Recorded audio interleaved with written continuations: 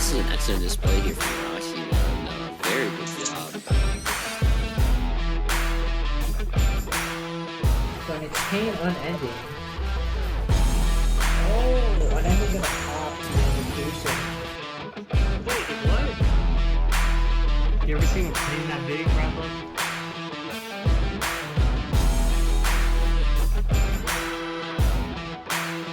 Arcanine Magician. Okay, I haven't seen this one in a while. Ooh la la, baguette.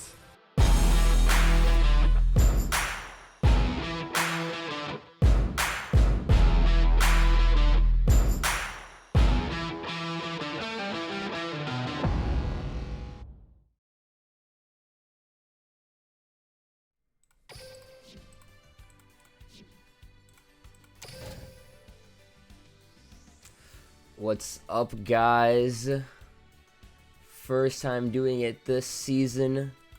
Season 8 of Team Wars, MY versus Diffusion. Currently, you just have myself here at the moment. I'll be joined by another, but we're going to have a fantastic duel on our hands. Let me go ahead and jump right into it. My apologies for being just a moment behind everything here, but we are going to have Diffusion versus MY.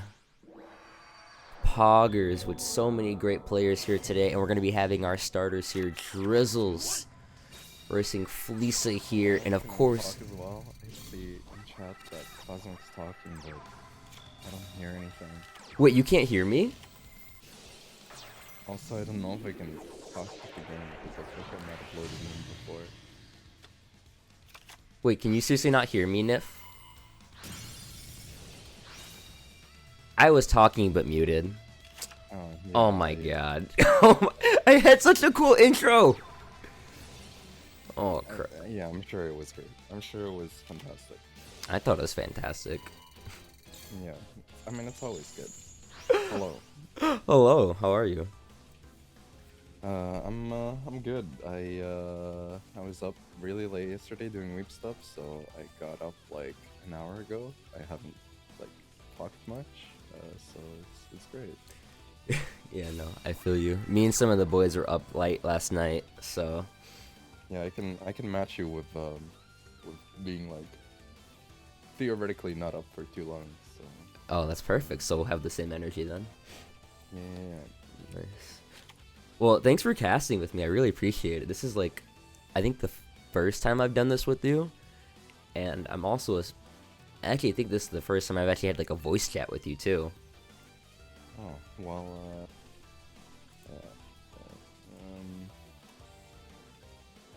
Yeah, sorry that it took so long, I guess. No, you're cool, dude. Don't worry. Either way, not gonna repeat the whole intro or anything, but here we are, Season 8 of Team Wars, Week 4 now. Very excited. We're still seeing some cool Cyber Dragon action here. I mean, like, I'm kind of joking about it, but I guess it's not, like, really a super common deck, right? Like, it has been popping up here and there, but at least it's not, like, overused or anything, so it's like, almost a Drizzle's signature pick. Yeah, no, Drizzles is a funny guy, so, he's the one guy, I think, who's only remaining still playing Cyber Dragons, so it is funny that we're, or not really surprising that we're seeing him doing it, since he's the one guy who can keep popping off with it, so you love to see it. Yeah, I mean, I think some other people last week might have also done okay with it, but maybe it was Drizzles in disguise. Who knows? But yeah, right now it's looking pretty rough for Fleesa here. Pretty much over. I feel like we were doing our greetings, I guess, and didn't get to talk about it too much, but with 300 life points, it's gonna be a pretty rough comeback here. Never mind. There's another Cyber Life Fusion. Yeah. I don't think there's gonna be a comeback. Yeah, nah, it's Drizzles, man. He always has it. Like, he's always got the nuts, man. I sound like I'm 10 feet away from the microphone, apparently. Yeah. Well, I can guarantee you that I'm not 10 feet away, sir. Yeah, I'm trying to turn you up the best way I can. So I can definitely kind of tweak with the audio as need be here. All right, they're saying it's better now. Sweet, sweet, sweet. All right. I mean, I can also start yelling. That's an option. Ooh, Always. yelling would be cool. I would enjoy yelling. Well, actually, I wouldn't. Are you sure about no, that? No, or- I wouldn't. Please take my sarcasm with a grain of salt. But yeah, man, no, really. Any stream on YouTube? I think PewDiePie might be live. Let me check. Dude, I have no idea, but now I have to check. PewDiePie live stream. Wait, what? Oh yeah, he had his own website for streaming, didn't he? Wait, what? Yeah, he had one like a while ago, and then he started streaming on at least I think he did. Like after his Twitch situation, then like I think he didn't like YouTube streams either. I don't know, dude. But I'm pretty sure he had a website. Oh, we're into the second game, by the way. Yeah, no, I already got it up, bro. Yeah, I'm not sure if PewDiePie is live. I'm sorry. I have failed you. Well, I can tell you that Cyber Dragon's kind of good here still after that turn 1 set 2 pass.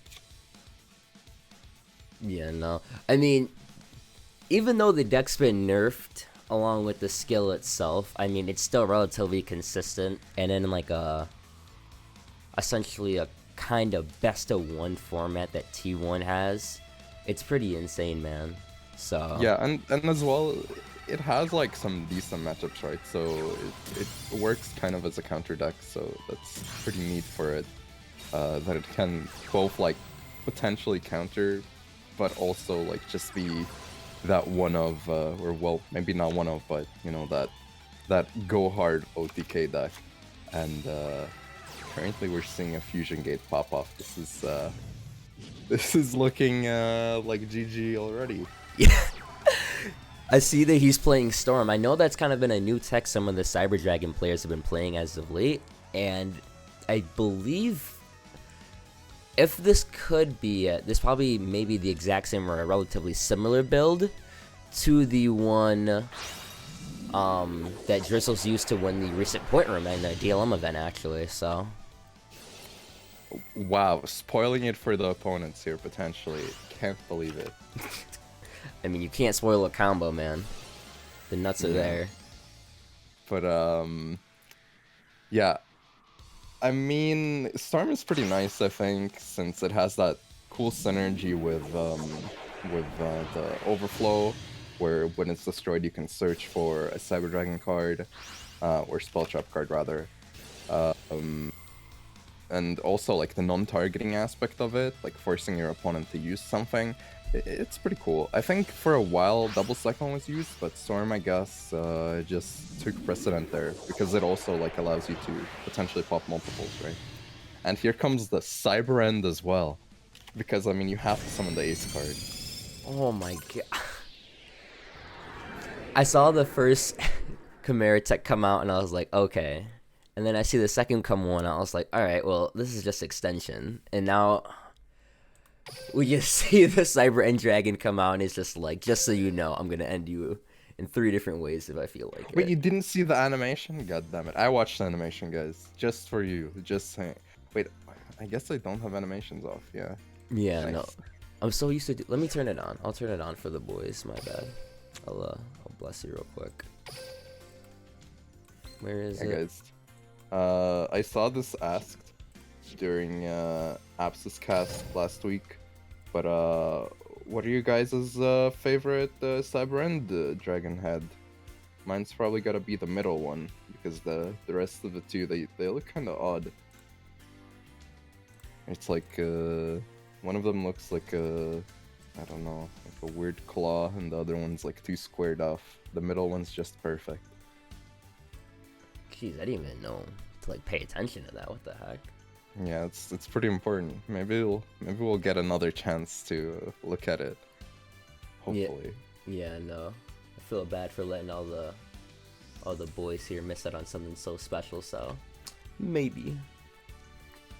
Now you have to hope for it. But looks like we have some quick switches here with Citrus on the table already.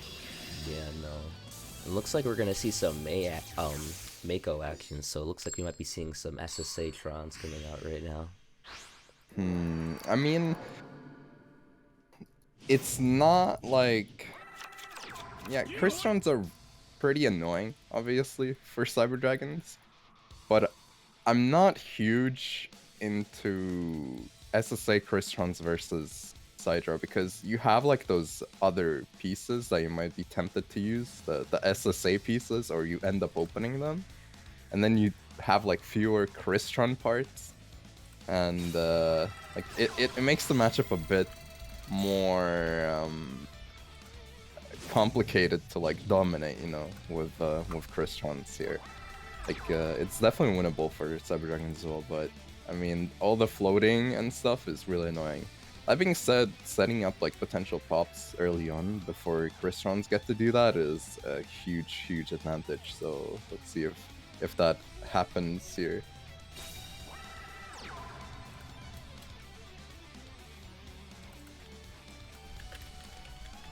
Also, I think, I'm not sure if it's still a thing, but offerings used to be played pretty heavily in Cyber Dragon. Yeah. So, that's also kind of helpful here to potentially disrupt synchro plays. Yeah, no, I don't think that's really the case anymore. It's kind of just pretty much pure like backward destruction essentially, and then you kind of just have the monsters take care of the rest. Yeah, I think most people don't really run it anymore, especially because like the drawback is so huge. To be honest, like it's hard for most decks to afford it in general. Yeah, pretty much. I definitely agree here. Definitely a lot of thinking, or at least some bit of a hesitation coming from Citrus's end right now. So I would assume there are some type of plays, but right now Drizzle seems to be in a semi-comfortable position. I have 2 cards in hand right now and only 1 set. Well, gonna get a whole lot more uncomfortable right now with that back row being forced out, and it was just a fusion anyways.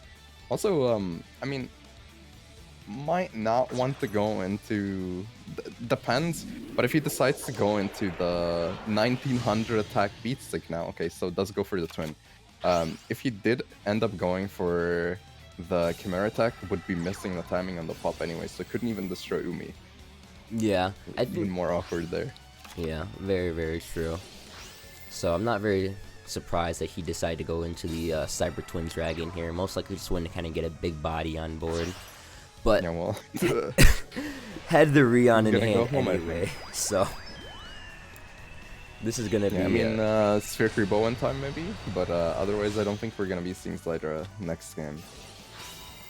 Yeah, that was a swift departure there for the Cyber Dragons. But I mean, it happens, right? How many games can you open, like, busted? I think 2 sounds like a pretty good number, you know? I mean, he went positive already, so he definitely can feel okay knowing that he was able to get his team 2 quick wins just off of Sidra, non-tier deck. So that was really nice coming from Citrus over here, as well as Drizzles. But Drizzles does have a second deck, so I wouldn't be surprised if he does potentially go up another game. Just come in with 2 Sidra one time, leading with double Sidra. Dude, I've been seeing a lot of double pairs lately, like throughout like various leagues, including Team Wars, and it's like, is this like a trend or something, or what? Because I mean, it used to be a thing, both during like arguably tier 0 metas, like for higher, before like ban list or not ban list, but skill changes were implemented, and also like just later on. But I'm gonna say, I think for some cases it might be related to like time management, because I have seen like some teams lose on submissions and etc. And maybe it's like, you know what, we don't have the time to send anything in, just send the same deck in one more time and it's gonna be good enough. But who knows? I mean, some people are just really good at one deck, right? And then it's like, well, hey, if you lost, you probably got unlucky. So you're probably gonna have streak like 5 wins before that. And you lose and then you come in with the deck again. Yeah. That's easy. But doesn't look like that's gonna be the case this time around. And could this possibly be a brick again? Oh my gosh, a set pass. What the? I mean, I'm no Blackwing expert, which I assume we can be pretty certain that it's Blackwings, unless it's Dragoonity Mountain, or what else could it be? Maybe some sort of a Thunder control deck with Mountain to get that double Thunder boost from Mountain Umi combo. But I don't think you want to start with a set pass here. I'm pretty sure that's not optimal. Yeah, no. I mean, in Blackwings, you want to have typically some type of board. I mean, really any deck, you want to have some type of board whatsoever. Some type of board, yeah. I guess that's a good way to describe it. Like I mean, he has a type of board. Like right now, It's a losing type of board, yeah. Sadly.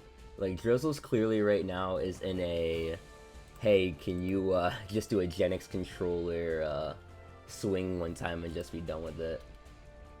Yeah. But I mean, I guess like sometimes it's like you almost have the combo and then you just have to wait to like hopefully top deck your second piece and then you can pop off as long as you don't get OTK'd. Kristrons are very much capable of turn 2 OTKing, especially with like Wheel Leader being played, but even without it, like with specific hands, it's definitely doable. So it might be, there's like a couple things happening here, I guess, right? They could be discussing, yo, so this is how you OTK. Another one is, do I go for OTK or am I too worried about the back row? Or maybe they're like, god damn it, he bricked and I can't OTK. Those are the realistic scenarios that come to mind. Or I guess like the fourth one, they went for a bathroom break and just came back to this.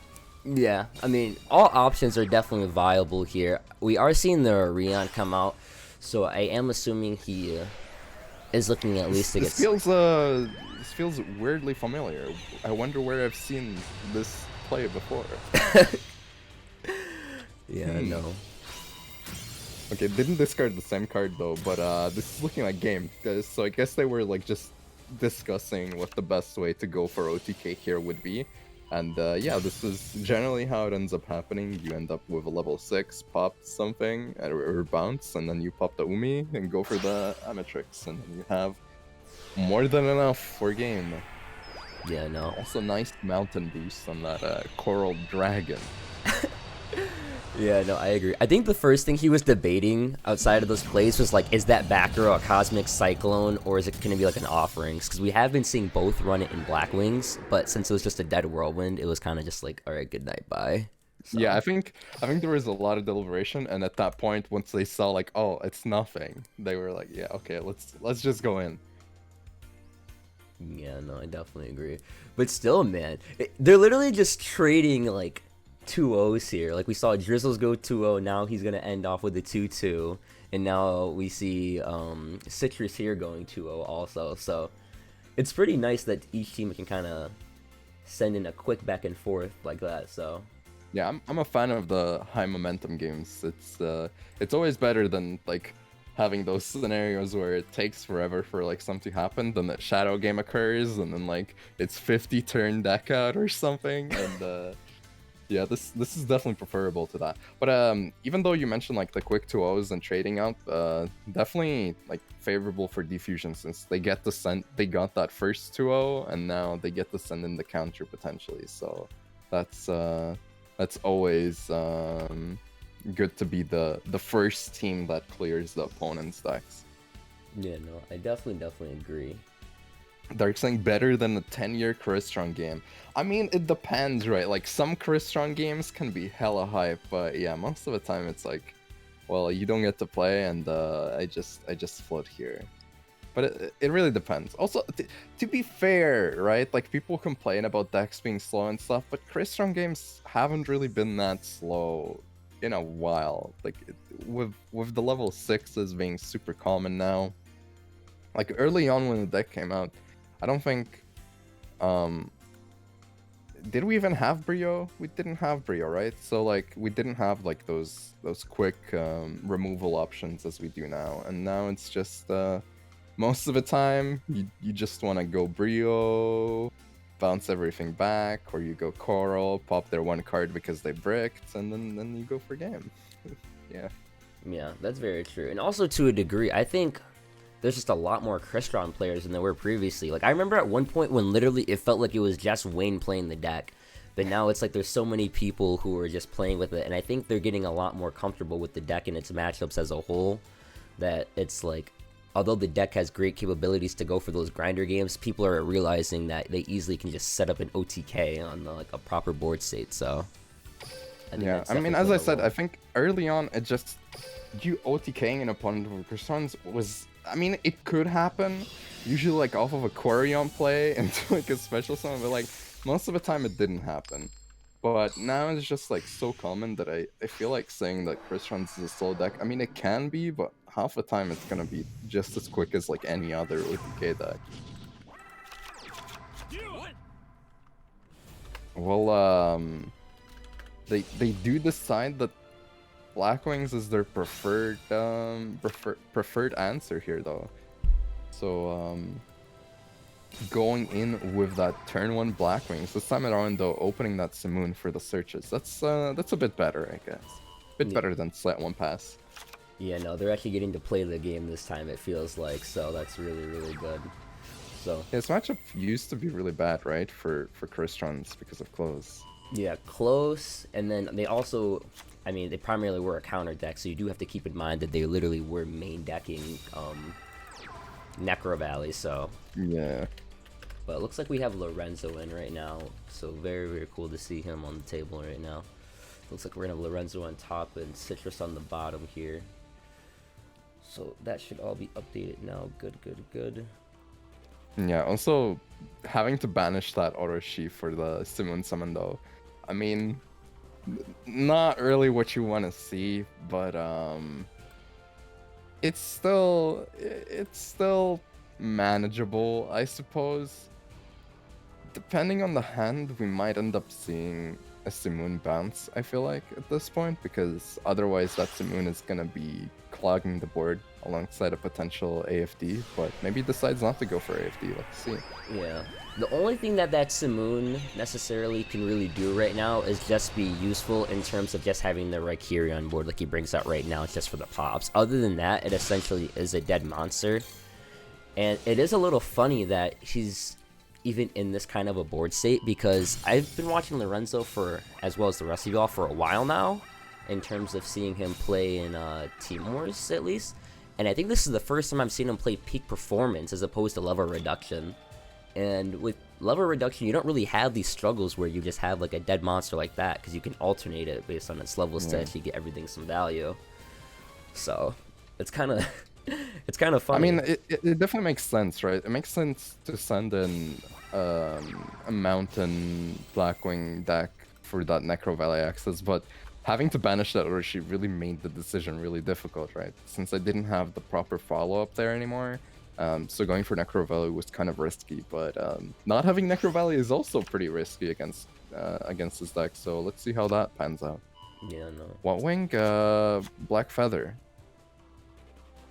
Black Feather Wing. So. Didn't go second, that's a misplay. I mean...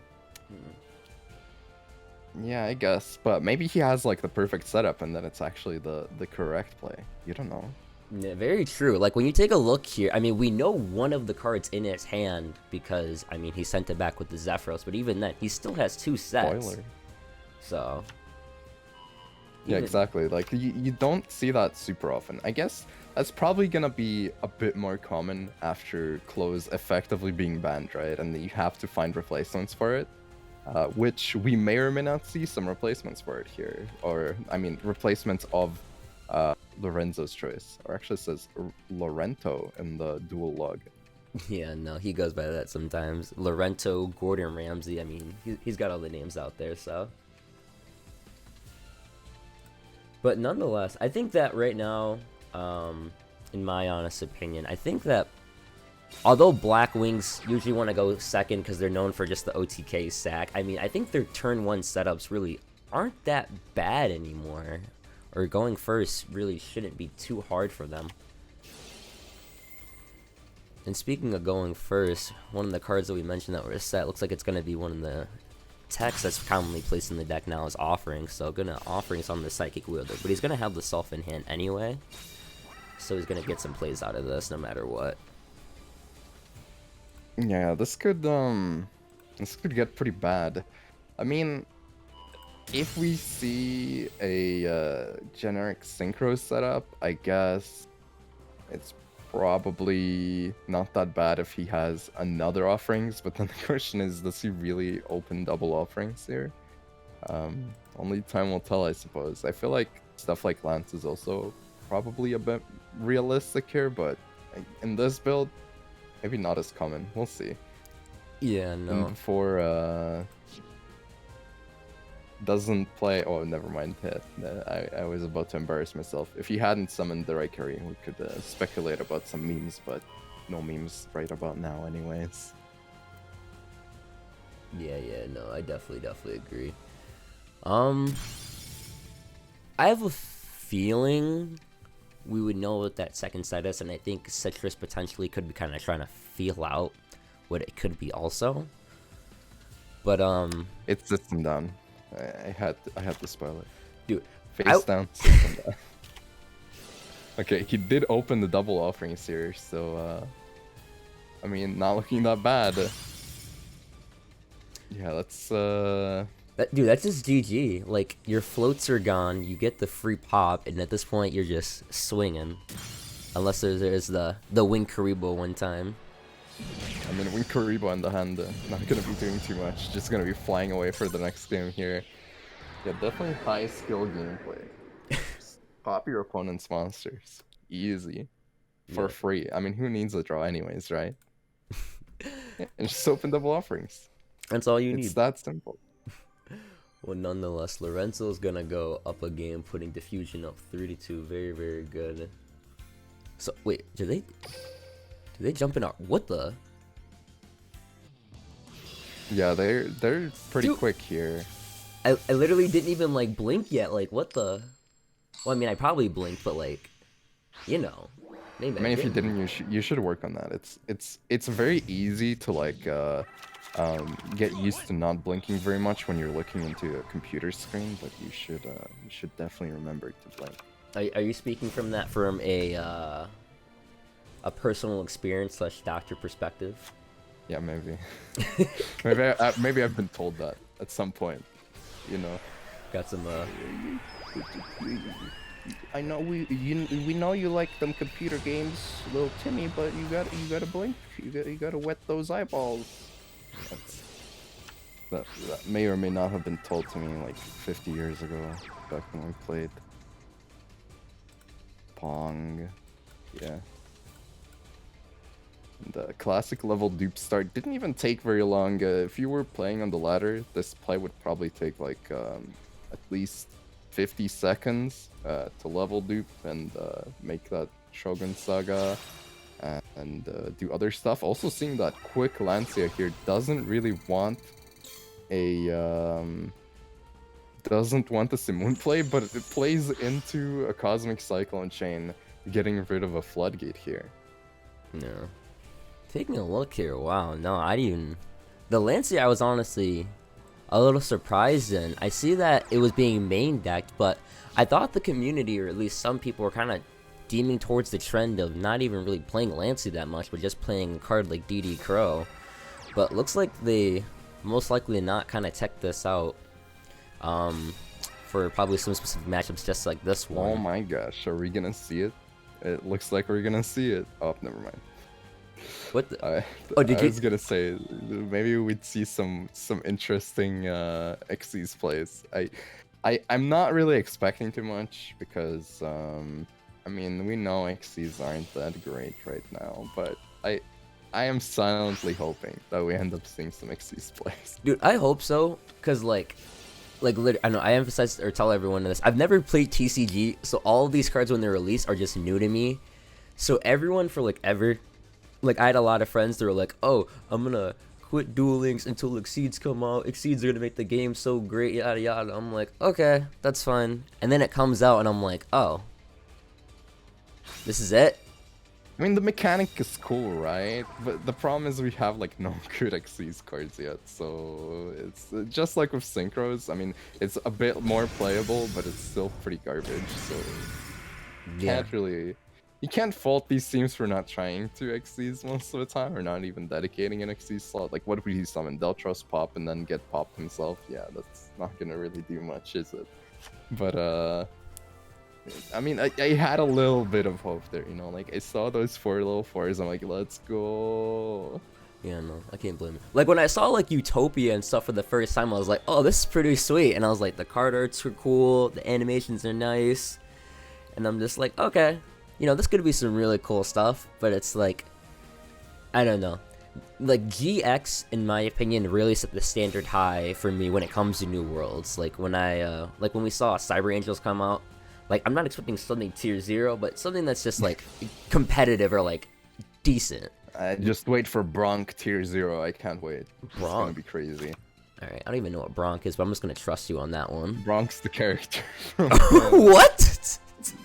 He's the dude, the third dude. Oh, the big guy! Yeah. Oh! He has yeah. wind-ups, though. Like, maybe, though I hear that wind-ups require, like, more board space, so... And that offerings is not going to do a lot here. I think he's just flexing it off, saying, hey, just so you know, this could have been useful, but it wasn't, so good night, bye. Yeah, opening multiple quick plays with Black Wings again, kind of awkward. Not really one you want to see, but at least we're seeing back and forths here still. Oh, now they're not trading 2-0s anymore. Yeah, no, very, very good. A lot of I mean, both of these teams here, I mean, clearly highly skilled and kind of just showing that they're not going to go down with the fight. So I'm glad to see that here. Very curious. I wouldn't be surprised what Lorenzo's second is, but I am very curious to see it. But, I mean, we're going to find out now, so who cares? Ohimi saying we could have seen level 4 beat down OTK. That's so true. If only that offerings did come one turn earlier, like in the very opening hand. That could have been quite amusing. Yeah, that would. It always feels bad when you're on the receiving end of that, though. Like they're playing Blackwings, but they just like level 4 swarm OTK you. It's like, god damn it, dude! You didn't even combo off. You just spammed the board. Second game opening up Squire level duplication draw discard. Also, I just want to point out, Buns here in the chat spoiling the upcoming decks right now. He's saying SSA from Lorenzo. Unless you had already opened the game like immediately after it started, but I think I clicked like pretty quickly. So can we time out Buns 22 please? Thank you. Yeah, no, Buns just knows everything. His brain is so big, he can just predict these decks coming from people. He just knows all. Oh, that's the wrong guy. Oopsie.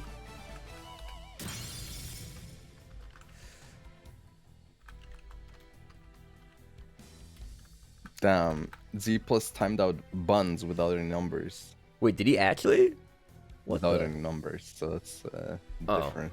Oh, he just someone else's Buns, not your Buns. Oh my! Wait, Buns actually. Yo, you're a villain. Okay, whoever is on the account, FYI, when you time out a mod, they lose their mod status. Just saying. Okay, yeah, there we go. Oh my gosh. Thank you for the timeout though. You have too much power in this booth, Nif. I don't like it, bro. I don't like it. Jeez. Alright, I'm trying to think if we could see some OTK action here. If there is a self-F, yeah, it's theoretically possible. If there's a self-F there in the hand, and a turtle, and anything with 1000 attack or more from Crystron's side, oh, we're seeing a whale instead. Okay, never mind. Well, that's a bit disappointing. I mean, yeah, I could definitely do a bit better, but sure. Let's see how that pans out. Also, if you hear my cat occasionally, he's here and he's top tier. But Oh, that's pretty sick, bro. I know you're the cat. yeah, he's asking for attention right now, so you might hear him meow now and again. Understandable.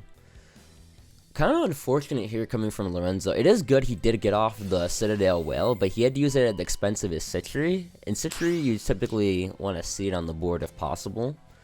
And it's kind of going to suck here because you see the Archfiend coming out, and we know that... Yeah, it's in general looking really, really bad. I mean, there's a potential level 10 Sun Saga coming through as well, so I think it's looking pretty donezo for Lorenzo. Yeah, like...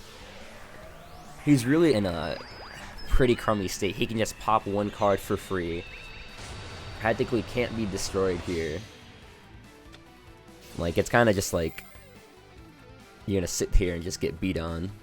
Unless your boy's got more spicy techs. Yeah, I don't know, like, Windstorm of Itaqua, maybe one time. That could help. What else could help?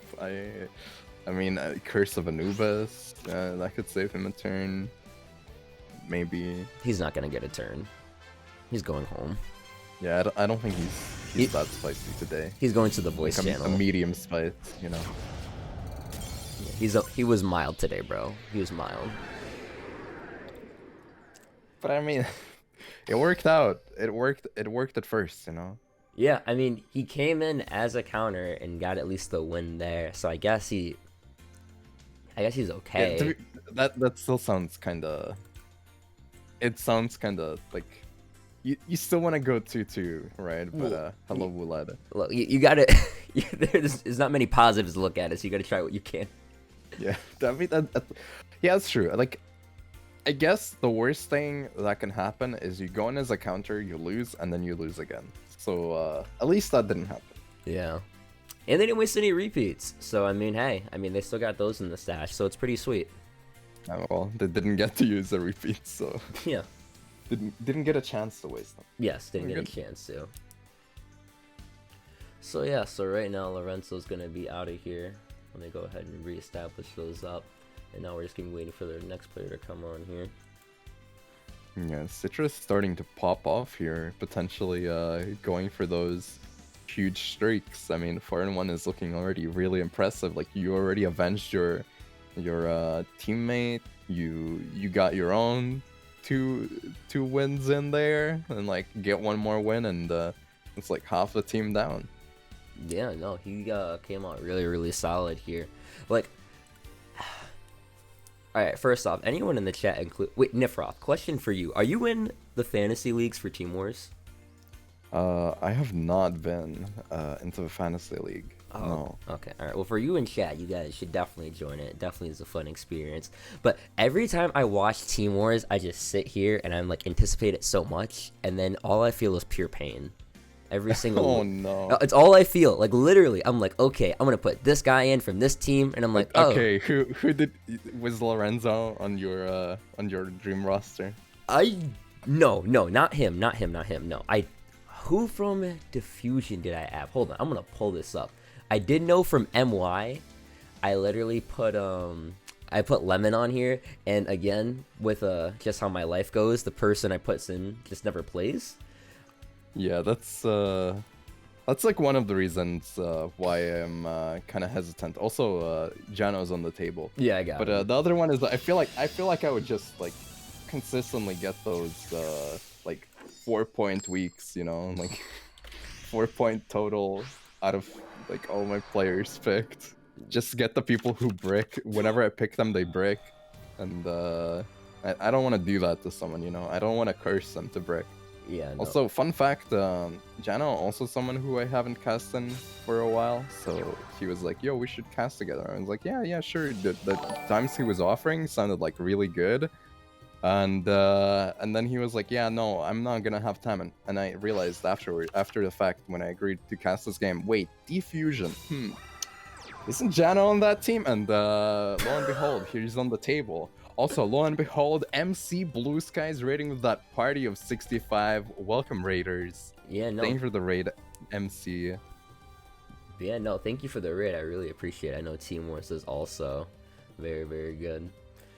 But yeah, no, taking a look at my fantasy league team, I feel more pain because I did have some guys from Diffusion on there, and I'm taking a look.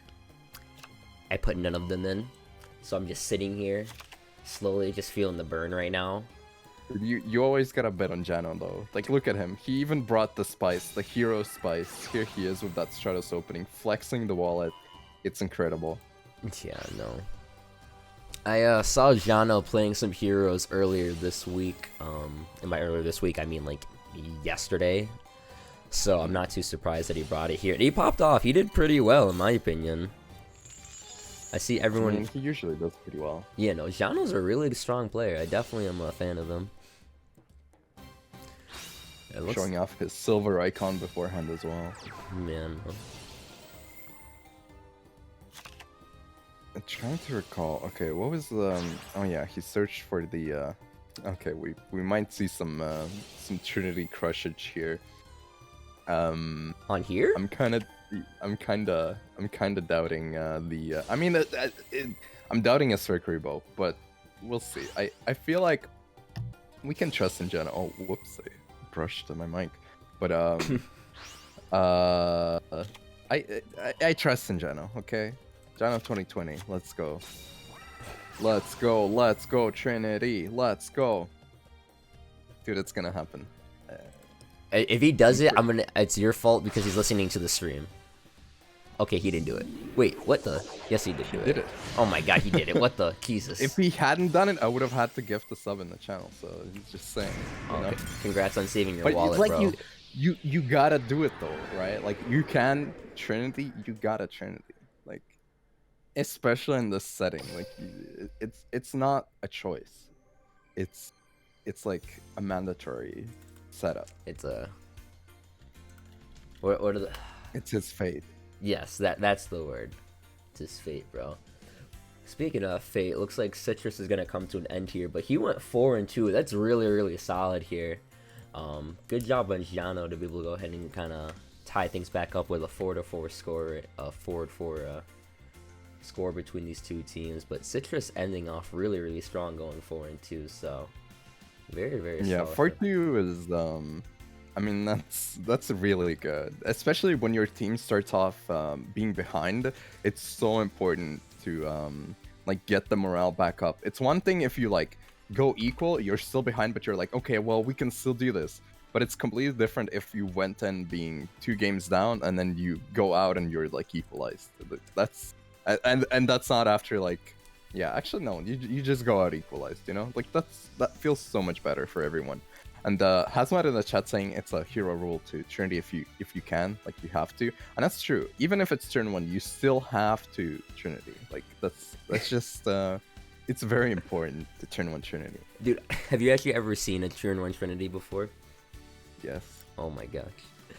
No, I remember the first time I saw a turn 1 Trinity, I just sat there and I was like, wait, what? Like I did like double take. I was like, oh, maybe it's turn 2, and I was like, no, I'm not blind. It's just turn 1. Okay. I think it was in the finals of DLPT, if I remember correctly, actually. Yes, I was in car talking on car on the side, and I was like, bro, how are you doing this? Why would you cast this? Why? This is nothing but pain, bro. Yeah, Doctor flexing off that mat. I'm glad that they changed it from normal Blue Eyes Ultimate to non-normal Blue Eyes Ultimate at least. Like usually they just recycle the same map, but at least they made a new one. Here's to hoping that they make something new next year again. Kind of not expecting it though. Yeah. Got a question for the casters of this match. What's up? What's the question? What's the question? I think he was waiting for acknowledgement for the question. Yeah, exactly. I was like, He was like, will you notice me first before I waste my time speaking, bro, please? Please notice me. We have time to answer right now since Jano's just doing the hero setup stuff. Yeah. Jano's trying to set up turn 2 Trinity. The big question here was whether he would tribute the Stratos or not. When you don't tribute the Stratos, there is a potential implication there if sets follow. No spoilers yet. but I'm pretty sure I know what the face down is. That being said, I'm also expecting a Cosmic Cyclone, so we're probably gonna be able to, you know, I mean, call the back row as the Cosmic is used. yeah, I wouldn't be surprised here, honestly. I think 1, 2, 3, yeah. Alright, so Cybernetic Fusion support gonna be coming out here right now. So I think Alternative Ultimate Dragon Dance. Oh, you're right. You're right. They could do that.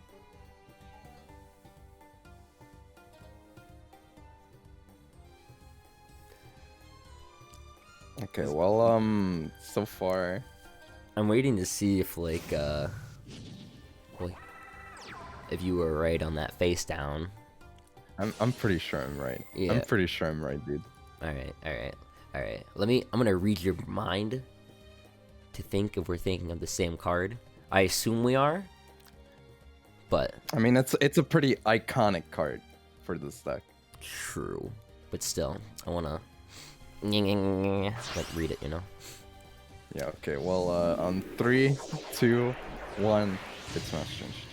It's Mass Change. Why else would you keep Stratos on the board in attack position? Like, you only do that if you have Mass Change and you want to have like that potential blast on the board. You know. Oh yeah, Like, there's no two questions about it. very true. Candy Crusher crushes watermelon flavored Jolly Ranchers with his back molars. Damn, it's very Candy. informative. Is he like exposing the guy Candy Crusher from the KC Cup? Because if Yeah. so, did he consent to that? I don't think I mean, there's... exposing usually is like kind of without like asking the person, because you're usually exposing something indecent. I feel like, right? Maybe. It's like how can I think of this in a way? It's like you know when you accomplish something, and like a guy can be shy and he doesn't like talk about it, and this person's like, "Hey, did you know this person named Blake?" They're like, "No, stop!" And then you want them to keep going secretly because you just love it. It could be that kind of thing, you know? Yeah, maybe it's like, Yeah. please expose me about my candy addiction. Yes, please. Well, Fusion Gate's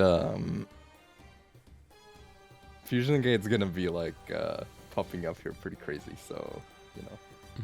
I don't think I mean, okay, maybe there's some crazy spice, right? He kept the blast in attack, but I fully expect him to. There was a search for an overflow, right? So he has the fusion still, right? Well, maybe he doesn't, but he can go for another twin. Actually, not sure anymore now. Okay, blast bouncing the back row. That I see. costs some life points. Yeah, that's fine. I mean, there's still a bit of delay here anyway, so it's kind of revealing. Yeah, I mean, you would expect stuff to be available still, but let's see. I mean, offerings is enough as well. Also, I think the question came out. Oh my god! Exclamation caster pinged me. The question is, I'm in trouble. I want to play Shiranui, but I don't have Squire or Solitaire. No dream tickets. I'm thinking of restarting my account. What do you think? Well, you've got a few options here. So if you want to play Shiranui, I mean, the simple, obvious answer I'm assuming that you most likely can't do is, steal your mother's credit card or someone's credit card and pay for the deck. There'd be that. I mean, it's literally from a mini box primarily, so there's that. We have a whole new world, so there's definitely gems available to grind, and we're in a pretty decent event right now, and we're in the 99-cent UR sale. Wait, is that gone, or is that still here? I think that came on like 2 days ago, right? So it better still be there. I hope so. I'm pretty sure I saw someone this morning open it up as well, so it should still be there. Yeah, so you can do that. Wait, he didn't win?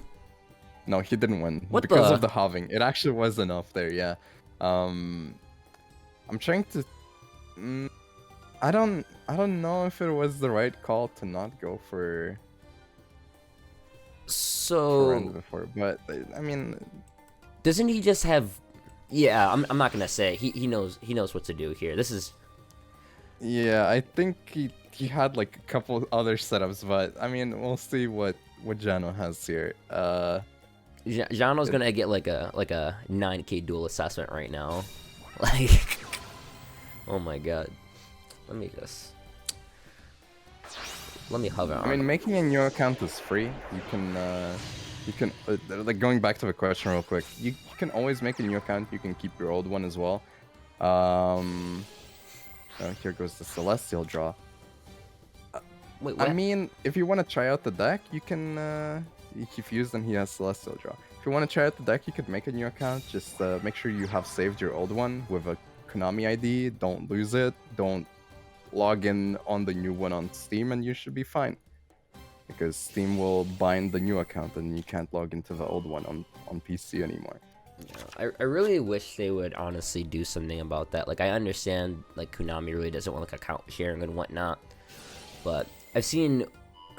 I don't know if you experienced this, but I've seen way too many instances where people are just like, hey, I got a new PC, and I got Steam, and even though my account info and everything else is there, now I can't play Duel Links on my new computer. So now I'm just running BlueStacks forever.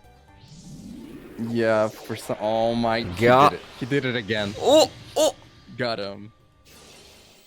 12K dual assessment pog! Let's go!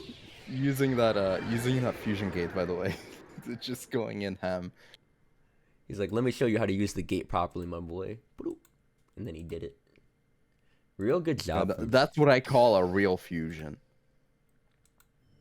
It really would be cool if, wait, what the, is he already, alright. Every time I see Spectate, I have to, like, mass spam it, because I don't know if they're just, like... Yeah, sometimes it takes a bit of time for it to end. Yeah, no. So, let me go ahead and update that. Shano's gonna bring this up. 5-4, going up with a 2-0 score. Really, really solid here from Hinman.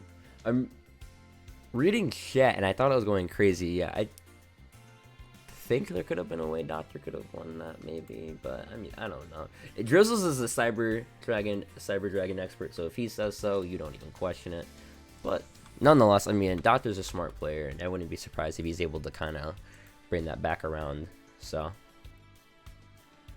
yeah, I mean, there's a reason he has that mat, right? And hopefully he gets to show it off as well. yeah,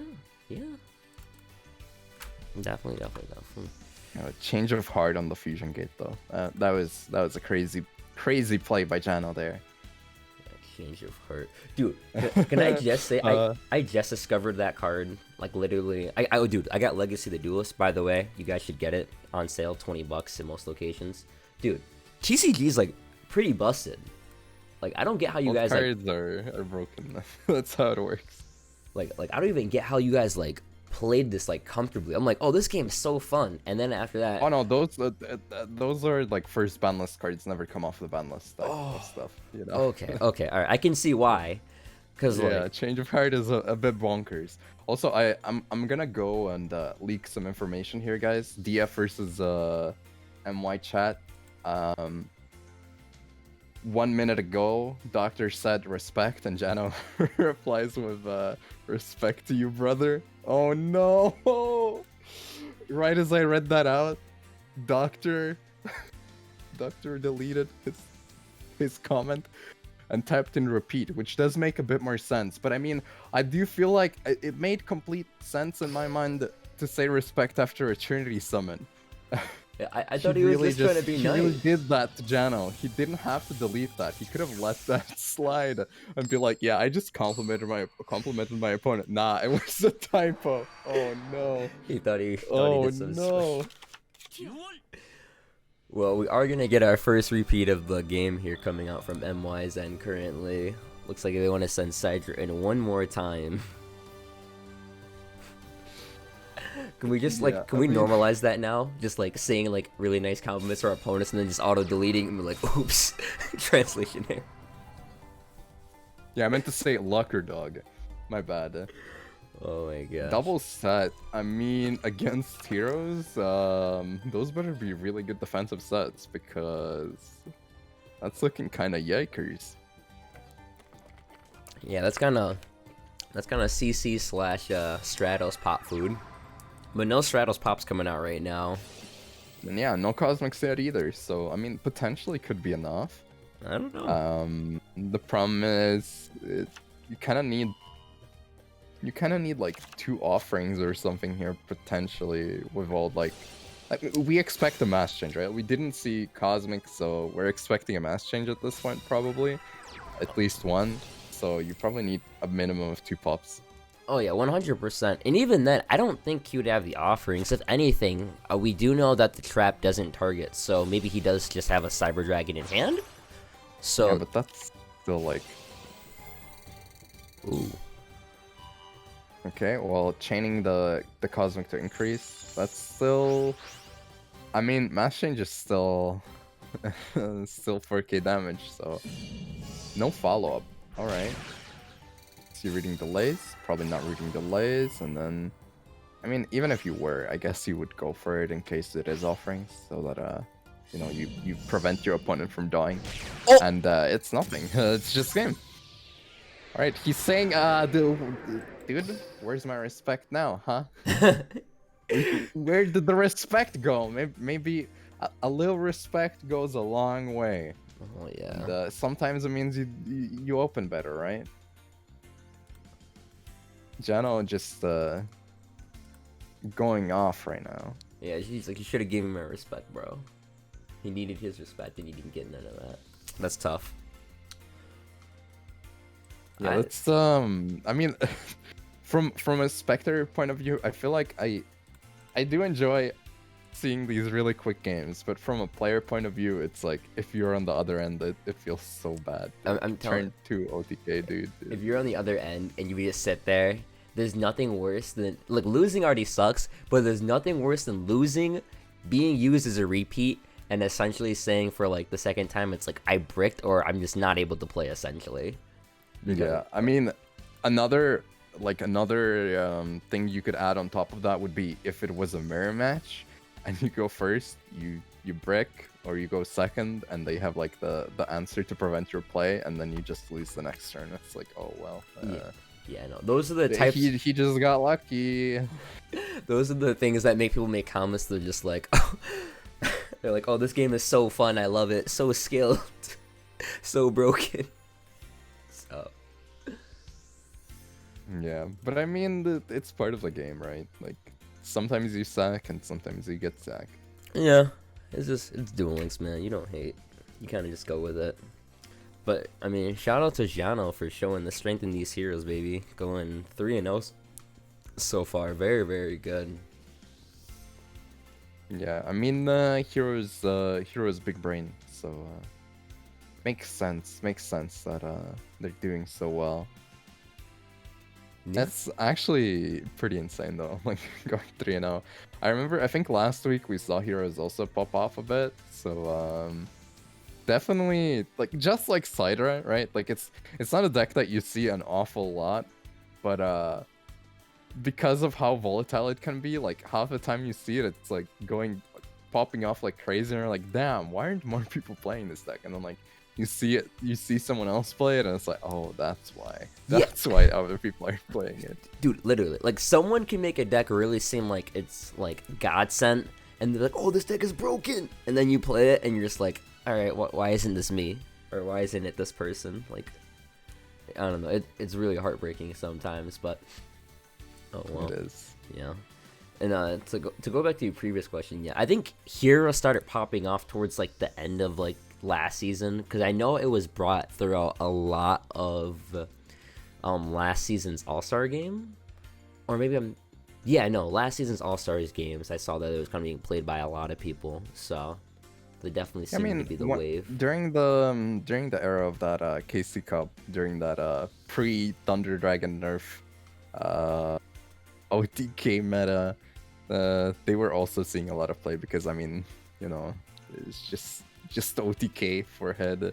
Just open the OTK, go second Trinity Crush after like back row clear, and like okay, well, opponent doesn't get to play, I guess.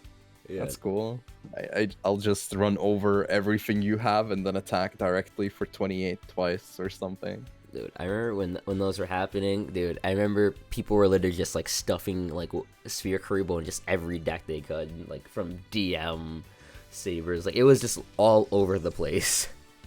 Yeah, and I think, and then during the next KC Cup or the RQ or KCGT or whatever, a lot of people early on were like stuffing decks with Windows and Sphere Karibos, like both of them. You know, Dude, I just don't want to get OTK'd. Dude, I remember when Window was placed in Sabers, I was just like, oh, interesting, okay. But yeah, looks like we're gonna get, dude. How do you? I don't want to be rude and mispronounce his name. Is it Uisi? I don't know how to pronounce this. Yeah, Like, I'm not sure either. I'd probably say USA, but USA. Okay. USA. USA. USA. All right, probably not, but maybe. Who knows? Wait, Bandit Key. We could ask. Oh, card carry 24 cards. I was like, what the? Yeah, restart. What is that? Oh, auto duel deck. Oh, I was just thrown off for a second. I was like, yo, unnerf Neo. Unnerf Neos it's one time. it's invoke Neos. Let's Boggers. go. Looks like he Oh! Okay, that's a start. Yeah, looks like he kind of restarted and Duke. Probably not the start you want to see unless you're playing Gravekeepers and you have like a trap card that pulls a monster from the deck, because yeah, that's I mean, you know what?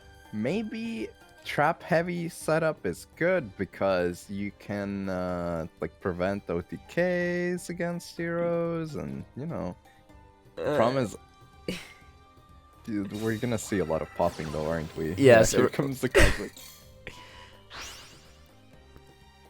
So hit one dead card, okay.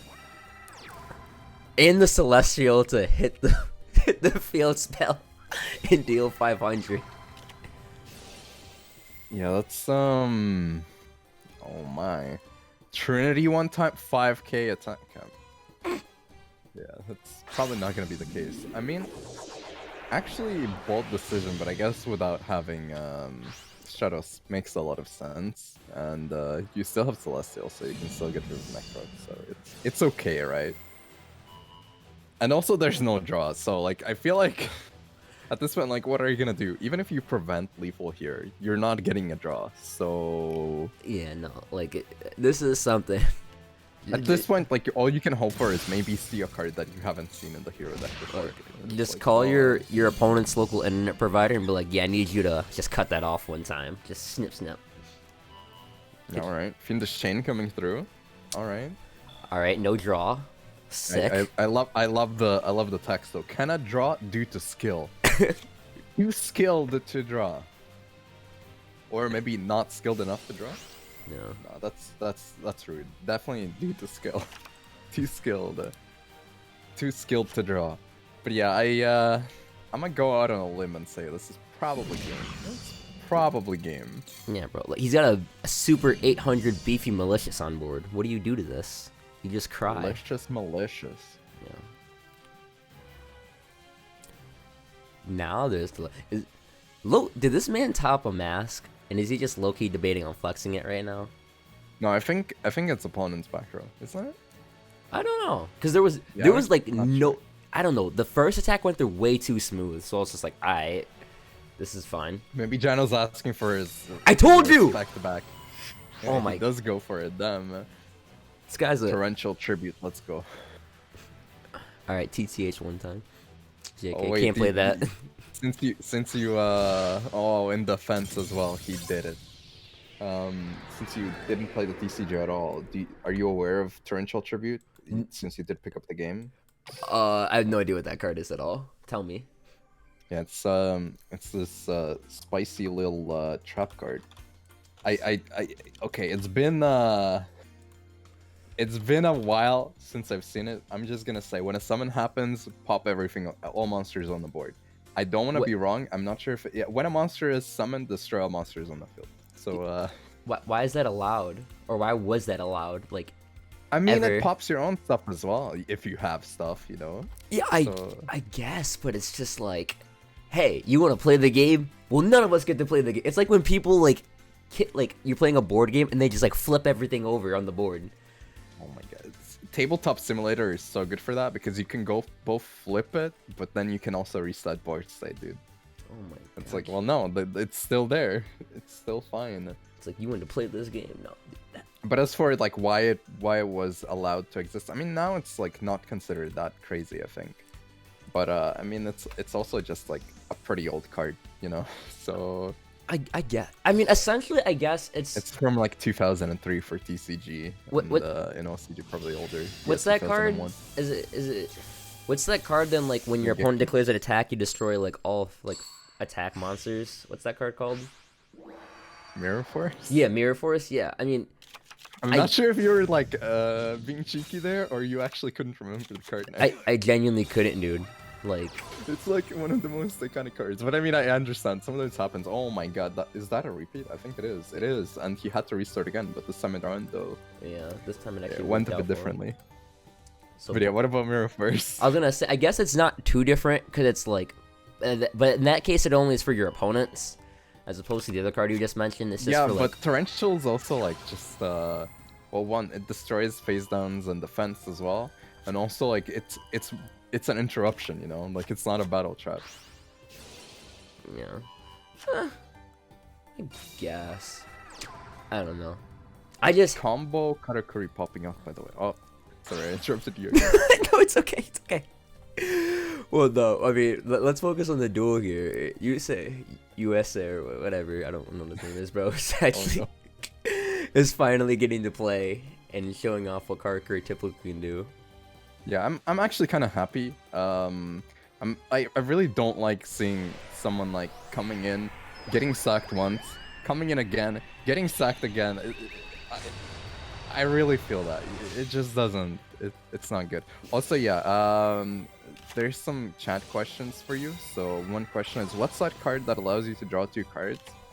And what's that card that allows you to reborn a monster? They're asking you. That's Pot of Greed and Monster Reborn, right? Yeah, it's those 2 cards. Pot of Greed says you literally just get +2 just because you know you have it. It's +1 though.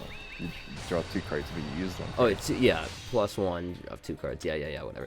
And then you got yeah, Monster Reborn just says come back. So Yeah. Damn. They're giving you some street cred now for knowing those 2. oh, woo! So we good. Yeah, we take whatever we get. Karakuri out here playing Monster Born and Pot of Greed. Damn, true. I Yeah. mean, not wrong. Going full defense here though, like Yo, he's as scared if he of- were playing against. He's playing against Luna Lights right now. Dude, I think your boy's scared of Trinity once more, like double CC Trinity. I mean, face. we have seen a disposition for Trinity summons here. Yeah, você é legal, Gaiba. Yeah. Dude, did you know that legal, which is spelled like legal, apparently in this context at least means he is cool. So like legal means cool. Dude, that's pretty. I can get behind that. You know, like respecting legality of things and saying that it's cool if it's legal. Like, I'm a big fan of that. Where did No. that? No, I was like listening. I was like, it's kind of cool, but like, where does that come from? Like, is it like a? In the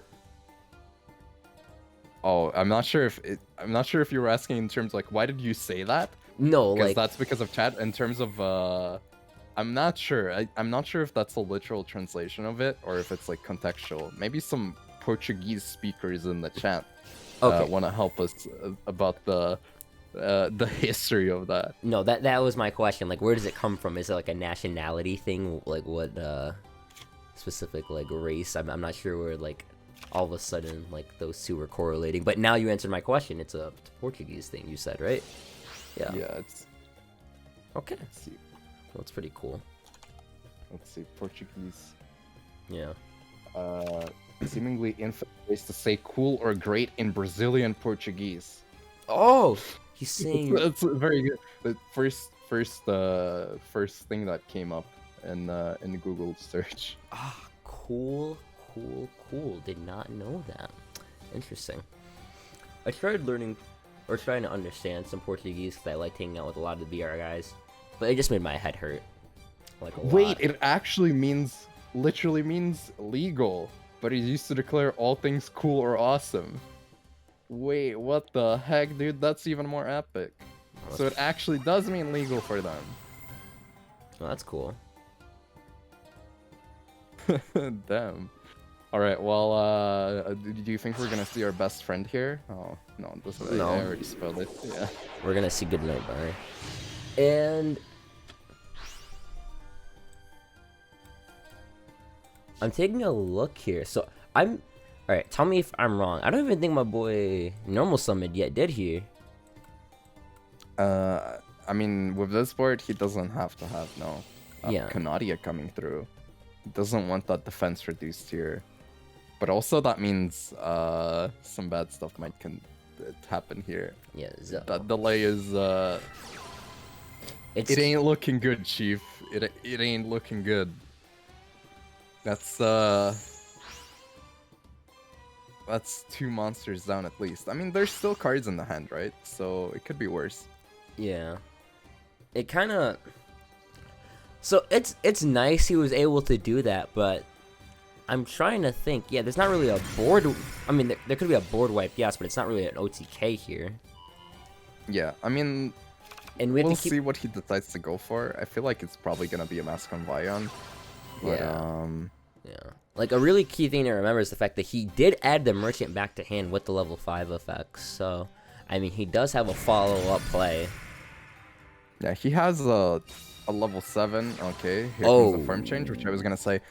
Probably gonna go into the light form, right? Yeah, exactly. The Koga or the Golden Experience, which is gonna be pretty useful, especially because there is a high attack target in the graveyard. So could end up actually mattering here that he has the Koga. Yeah, no. Koga's definitely going to play a role in this scenario. He adds the Gamma Oil, so I'm hoping there's a level 5 he can use from hand, and that wasn't like a potential misclick, or he just wants to, get that out. But form change, the Koga's going to be really nice considering how its effect is activatable in the damage step, so it's pretty sick. Yeah, but I mean, the fact that he runs double Gamma Oil, though, caught me by surprise a bit. I feel like most people had phased that out, but looks like not. And we're gonna see, like, a pretty big Buredo here. He's gonna, like, go up to 33 right about now, and also give a draw, so that could potentially actually change things quite a lot. Yeah, very, very true. And imagine if he still had that cash in. Like, it would have been so nice if he was able to hold on to it for the potential negate of the Koga right now. Because, Yeah, that would be pretty insane. yeah. But I mean, you actually Koga negate not so much. I feel like having it in the grave for like position manipulation probably a bit more relevant, since like you can force the Koga effect, but then he like activates it early, or if you wait for damage shift, you can't like negate it anymore, right? So it's kind of awkward in that respect here. Yeah, no. Definitely agree.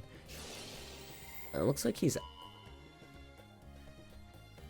looking to go some type of aggression here, which is going to be pretty nice. So I want to see if he does this the way I anticipate. Okay, he does, yes.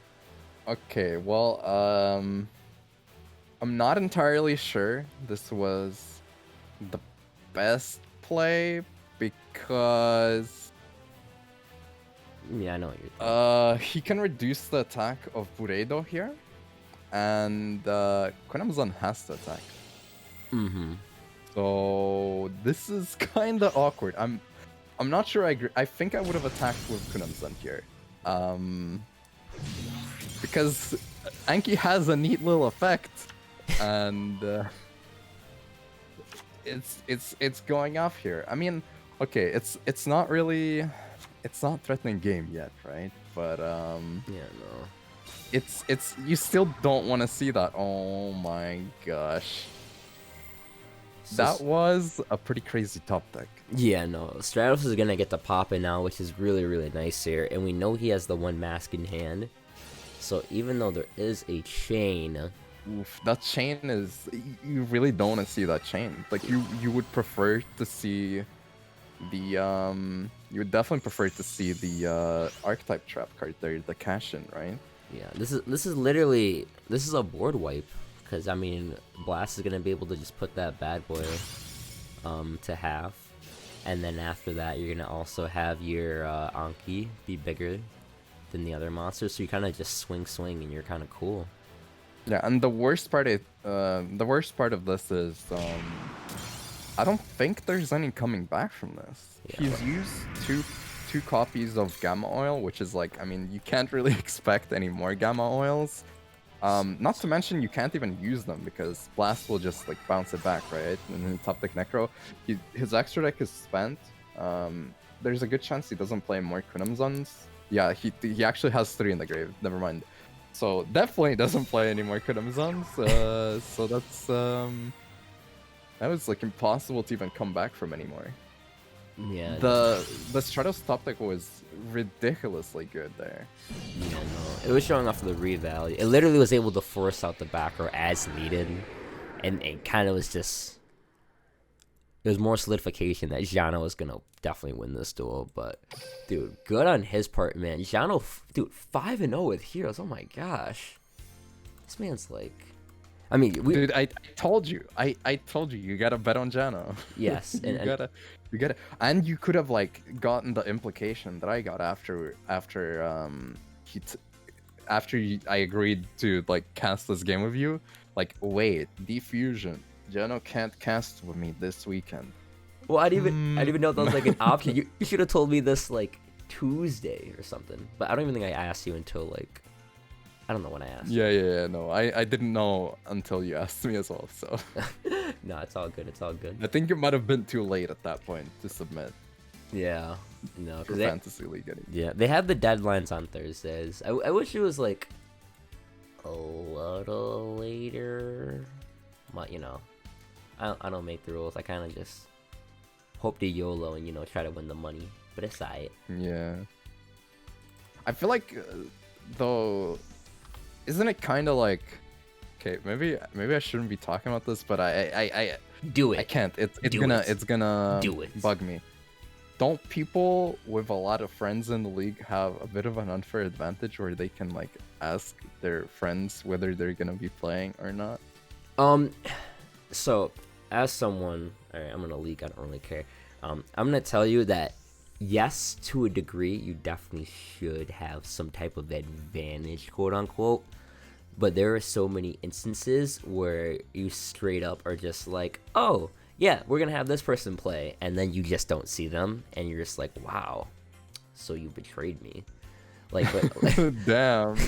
Like I'm going to tell you. They're like, no, I actually voted for everyone else on my team. Well, okay, not. I voted for people on my opponent's team, so I didn't play. Yes. Like, there have been so many, like, I'm gonna give an example since we're talking about diffusion. Like, I play, I think in like 1 to 2 leagues with Chu, and he's on diffusion. Me and Chu was a cool guy. We chatted up here and there. We're in the 4th week of Team Wars now, and Chu was supposed to play like 2 out of 4 of these. And the first week he's supposed to play 20 minutes, someone's also like, hey, can I play? And she was like, yeah, that's fine. And I'm like, all right, so there goes my first week. Second week, I'm like, she was like, you gonna play? He's like, yeah, I'm gonna play. I was like, you promise? Yeah, I promise. Shoo, where are you? Why aren't you in the war? Oh, I'm at the beach, bro. I'm like, what? Yeah, my parents made me go to the beach. I'm like, okay. So there goes my week 2. And ever since then, I just feel nothing but betrayal and pain. But when Shu is in, I'm gonna love it. I mean, that's what you get for trying to cheat, right? Like now you've learned your lesson. No insider trading anymore, and now it's going clean, right? Hey! Don't get me wrong. No, my tactics will not change. I just have to hope that I win at some point.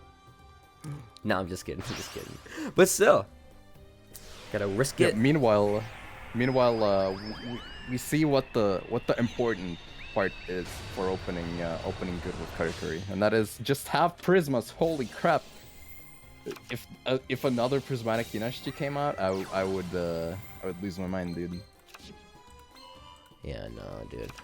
Dude, these prismas are so nice, man. Do you have like a favorite prismatic in the game, or like do you have some cool prismas that you personally own? I mean, in general with things favorites, kind of hard for me to pick. I guess like the very first Prisma that I pulled on my main original account was like after I had played for over a year. Don't ask me how I got that unlucky. I pulled Prismas on alt accounts. I didn't pull a Prisma on my main. It was over 3,000 packs opened at that point. 3 to 4,000, I think. I was pretty free to play, but like still, dude, like I don't know how it took so long. It was Beat for Hire. I never played the for hires. I played them in 2 events after that. They freaking sucked for me. But that was also post nerf for them though, but still. But that's like, I guess, a Prisma that I got. Yeah, I don't know. I mean, I have some interesting ones. I like Axe Rider Prisma that I know a friend has because, I mean, it's pretty unique, you know. A lot of people wish they had it, but they don't. That's a pretty good one. I feel like DD Crow would look really good as a Prisma, but I don't think I've seen it in game. I've seen it. A buddy of mine pulled it. It's actually a pretty nice card. Yeah, hopefully it's gonna start seeing more use though for them. Huh? Yeah, honestly. You know, for me, in terms of Prismas that I personally have, the 2 best ones definitely are as my Prismatic Squire and my Prismatic Simoon. Those are like it, man. Okay, dude. Okay. Sure. Flexing the meta Prismas. I see how it is. Dude, I had to give myself like the alley so that when it came back to me, I could just boom, just like drop it, you know. Had to give the setup there. Okay. Out of recent Prismas that I've gotten, actually was a free-to-play one. I used a KC ticket, I think, for the old Is he gonna die? Yeah, I mean, I felt a bit guilty that we're not talking about the game, but I mean, he triple set. Like, what is he gonna do against I the sat there and I was like, oh, 9 cards. Like, what are you gonna say? Oh yeah, by the way, Jano's dead. I forget what it was. Not Arrival Appears, or maybe it was the old ranked like SR ticket with Pikaru. It actually looks really nice as a Prism. It looks pretty nice, and most people don't have it, mind you, because like. The thing is, I'm trying to like collect all the cards like a playset of, and a lot of the old ranked SR tickets I didn't have like 3 of yet. So I'm like I'm going for those ultimate machine kings, and you know those ones. What was his name actually? Machine King. I searched for machine and a lot of stuff came up. Did you just type machine? Just expect. King is not really helping too much either because attacking Machine King. Machine King. Perfect Machine King. Yeah, I have 2 of those, you know. That's pretty good. Pretty good. But yeah, the card I was talking about is yeah, I have 2 Pride Shout Prismas. Feels good, man. Oh yeah, it was Pikaru's Circle of Enchantment. Looks pretty nice as a Prisma, just saying. But yeah, let me see. What other Prismas do I have that are from boxes on this account?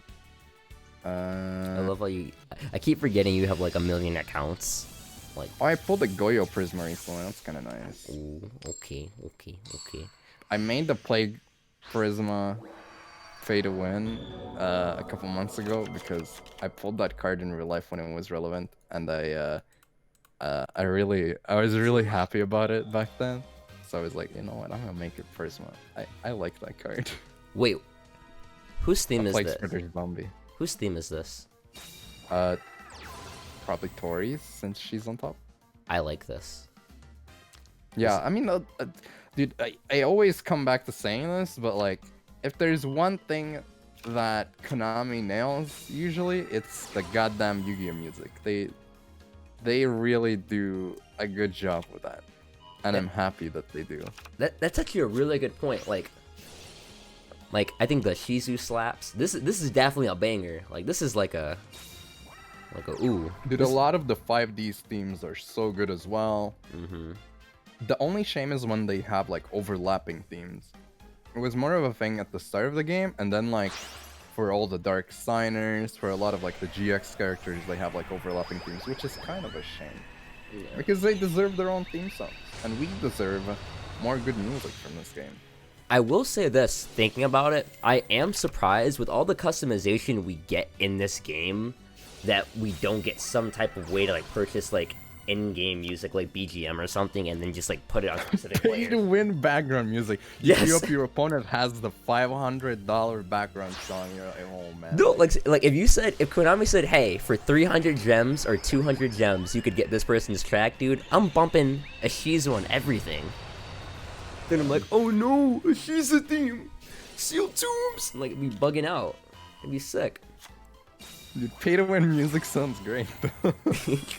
kinda on it, but I don't think I fully agree with your sentiment there though. With all the customization we get, you mean the customization we don't get, right? Because there's so many things we could get, but we don't have, like character skins, more man sleeves, like I don't freaking know, like more rarity upgrades, the pay to win ones, you know, like that actually would make sense. Yeah. It's kind of weird. So many things they could do, Yeah. but they don't. Yeah, no, they definitely could do. Not triple set. That's a bit of a disappointment from Karakuri here. Yeah, no. By the way, just saying, just have prismatic merchant, and you're gonna open up just fine without restarting. Yeah. Like 2 for 2. Yeah, no, I make this joke, I made it to some of the guys who have all the prismas and go hard on the. If you're a whale and you go hard on the prismatics, you're paying to open it. It seems like, and honestly, that's a pretty fair trade-off. I might have to open up my wallet to open up more of these consistent hands like this. Dude, remember the guns video opening the Prisma Princess? Inconclusive results, dude. It's been proven now. It's definitely proven. It's all facts. Getting a draw during your opponent's turn as well, man. That's just nasty. Like you negate their effect and you draw a card. It's a I don't know if I want to use the word oppressive, but it's just like. It feels unfair. Yes, it feels unfair. What? Huh? What? Wait, what? This is not unlimited, bro. What the? Alright, so he's saying, you know, if you have a prismatic Ninishi, you only need one. One? I have one prismatic, I'm not gonna play a non-prismatic Ninishi. I need that Trinade. Dice it. Oh my god, dude. That's insane. Cash shed? Oh, I mean, I'm it weak. makes sense that he would have a cash shed with these types of cards, but holy crap. Like, thinking realistically, like, let's take a look at this. He negated his opponent's effect. He got a draw. He won't let his opponents play back row. Negates that too. Gets another draw. That was actually pretty insane. That was... Yeah, Rest in peace, Jano, is all I can say. That Trinade, I mean, at least he got information, right? Like, it wasn't looking great for him. So he was probably gonna lose even without Trinade. But he got like 2 tech cards out of that, so... Yeah, no. Like, Jano went 5-2, so honestly, can you even, like, feel upset over something like that? It's like, come on, dude, like, you... I mean, if you're Jano, you can always be upset at not going 10-0, but yes. But I think he did pretty good. Now let's see if Candy can repeat a citrus here and also avenge a couple teammates and equalize the score, or if a potential counter to this very consistently opening the prismatic merchant, Trinade running, counter trap having Karakuri deck, or if that's just gonna dominate now. That was really crazy. Yeah. Like, what's it called? The thing about Karakuri is like, I don't know. If you ask me, I mean, feel free to correct me where I'm wrong. I feel like Karakuri legit just have like the 100% the best turn 1 in the game. Like, it's literally insane. And if they go first and they get the nuts, it's kind of just like your opponent needs to have like everything under the sun in order to even like really play against the deck. Cause yeah, it's really hard for sure. I mean, even when they're going second though, like they still have pretty good chances to set up, because they tend to run like either back row hate or lances and protection, and then like they have a good push as well. And then it's basically like just a turn 1 on turn 2, and they clear your board half the time. yeah, and even taking a look, I mean, with Candy's specific deck here, we literally saw a Trunade revealed, so he probably doesn't even care about going second, because even though it is a one of, like, if he's able to see it, your boy can just straight up be like, hey, guess what? Back row's gone, bye. Yeah, I mean, we've seen some pretty good openers so far from Candy, so I mean, a turn 2 Trunade would not really shock me at this point anymore. Yeah, no, We've gotten past the point where Trunade is a surprise, so like now it's like, oh, a turn 2 Trunade? No? Yes? Oh, okay. Yeah, no. I can see Diffusion. Diffusion has, thinking about it, Jano's been kind of just sitting here chilling for a large portion of their time, so their clock is probably at a pretty decent state right now, so they actually can kind of take their time to debate on who they're going to send in, but no. Rizu is saying that Shira's going first can be similar. Kind of true, but I feel like the thing is, there's just like, with the cash in, you basically have like 4 back row cards also on top of everything, and you keep drawing as well, which I feel like is maybe more nutty. But yeah, I guess I mean, we have a lot of like heavy back row decks, right? And if you open Squire, just open Squire and triple back row, it's still crazy to play through. It looks like they're gonna send in their next guy. It looks like they're going in. What? Going in with that restart. I assume that might have been He's gone. Yo, did he DC? He might have lost connection or something. Yeah, he's not on the table anymore. I mean, he's back now. Well, now I have to reboot. What the? Okay, yikes.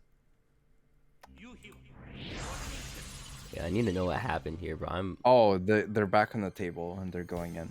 Okay. I assume that was it an in-game glitch? Like, you know, where it loads up and it's just like, no? No, they weren't on the table anymore, at least. Or maybe they... Yeah, I'm not sure. But, No, like... I don't think it was a spectation glitch. It was probably for them, yeah. Like, yeah. They didn't start the game, most likely. Yeah, like, I'm taking a look in chat. They're even wondering what happened, but they're playing. And no ref has said anything, nor anyone besides Drizzles, so... I don't know how to interpret this, but okay. But hey, I will, I mean, they're playing, you know? That's all that matters. Yeah. And let me swap their names. This is the first time I've had to swap names during this stream today, and you know what? I can't complain, like, at all. Like, I'm pretty happy that it's happening at an 8-6, not at like a every sure. game. Wait, what the? Himi coming in those Prisma Citries. Do I have... I think I might have a Crystron card that's Prisma... I don't know. I have a prismatic, the level... Oh my god, why can't I... Oh my god, I'm going senile. Well, it's not your fault. I mean, it's hard to kind of remember what you have Prismatic when you have like 36 accounts, bro. It's such a common card. The level 3 dog, Smiger. Smiger, yeah. okay. Level 3. I mean, that's what he is, right? Oh wow, that's not the turn 2 you expect to see from presumably level deeper augmentation there. 2-stat pass, yes. Yeah, this is pretty bricky for both people here. Going with the self-F, we might end up seeing the Brio here, maybe? Potentially. Could be cool. Maybe. I don't know. Wait, Speaking of... I'm still thrown off. Alright, first off, shout out to the Prisma here. So, if Smiger's a dog, what's Divestern? This Vern is... or Divestern or whatever. I don't know, some weird, like, bug monster creature, maybe. I wonder if the wiki has the answer. I don't know. We got any wiki? Is there like a term for people who are on wikis, like a wiki, or is that like a thing? A wiki? Yeah, I don't know. I don't want to say anything else. This might come across as racist. Okay, trivia. Okay, this card's yeah. The reason why I say this one is because this card's English name is portmanteau of the words amethyst and wyvern. No, it doesn't say what it is. So it's a wyvern. Yeah, never mind. Yeah, it's a wyvern. Shout out to Sal for the info in the chat. Appreciate you. Yeah. Yeah, but I mean, it kind of looks a bit like a dog, so that's how I remember it. Like, obviously, I call upon the powers of the whale. Wait, what? But Oh, okay. I was gonna say he has to double chain. There's no way. No way. But yeah, I call Ultia Pelio big dog, but I mean, like, we know that it's not a dog. It's just a joke. It's just a joke, bro. I'm kind of more partial towards Ohimi's board currently, but I mean, a Squire, I guess, could go a long way. Yeah. And we're taking... Having those... Imagine if one of those sets... Oh my... Oh, we're about to see if one of those sets is as to say. Imagine if we could see what those sets are and they don't get blown away for no reason. Either way, he's fine though. Like overall, like your boy literally. I was gonna say, imagine if one of those sets was an SSA, and it was an SSA. Well, you said imagine we could see both of those sets, and there you go. It's both of them. Well, imagine that, bro. That's pretty convenient. Pretty convenient here for Ohimi. Just open the SSA when you get double chained. Like it sucks now for Candy because like taking a look at it, those chains aren't going away. So that's literally just two back row just clogging him.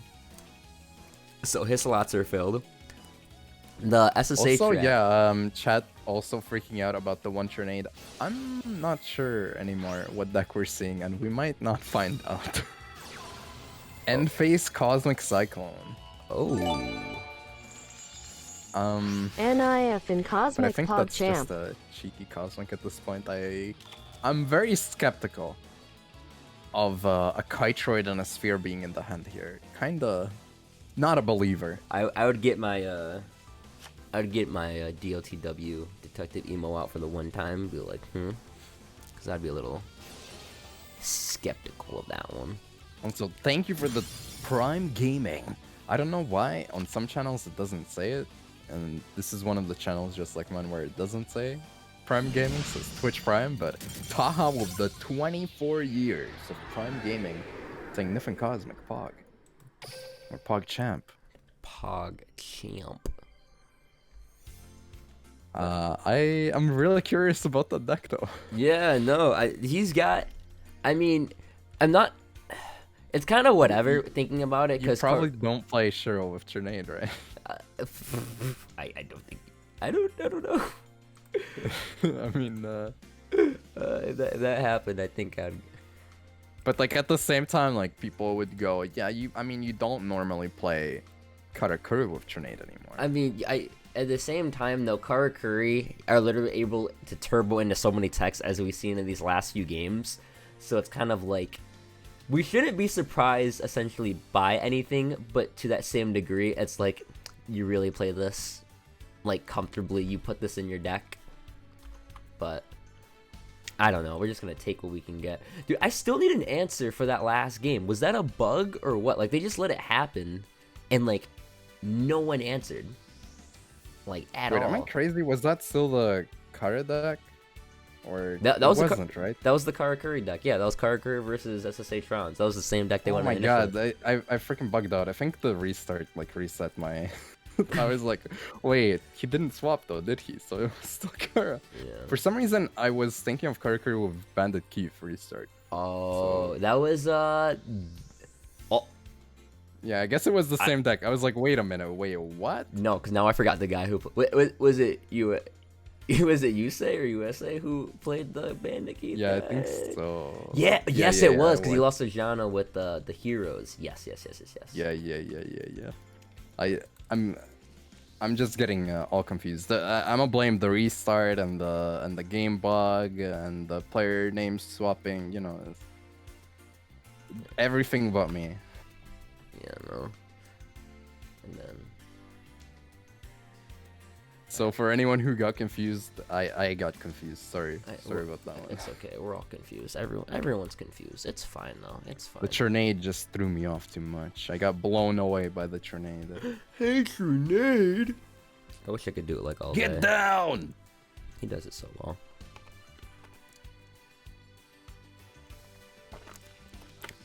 Well, But yeah, opening double chain Trinade, not exactly perfect. yeah, no. Well, either way, it looks like we could be going into potentially the last game right now. Diffusion game with a match point currently. Yeah, Crystons are a tough customer for sure, and having like your last deck having to face up against that, I mean, it better have a decent matchup, right? Oh my gosh, getting a call here, but Okay.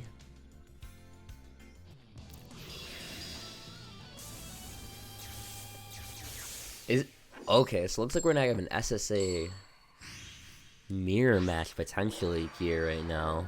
Both decks looking pretty thick. Wait, whoa, wait, one deck is thicker than the other. What the?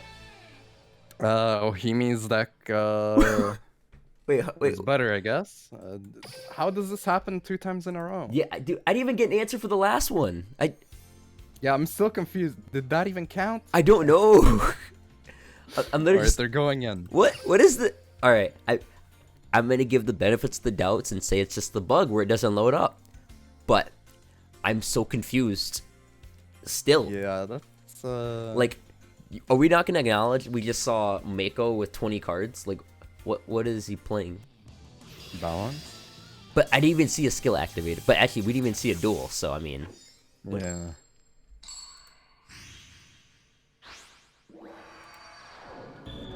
okay. Mystic Death. Oh, I didn't balance. know. All right. Try mids one time. Let's go. Oh, never mind. Wait. That's just gonna be a Kaiku with no circle start. Oh no. Oh my god. Ooh. Hey, at least Kaiku's not bad against Christians, right? Like if you can't out him, you can't search. It's pretty nice. Do you even want to see like Kaiku as your starting monster though?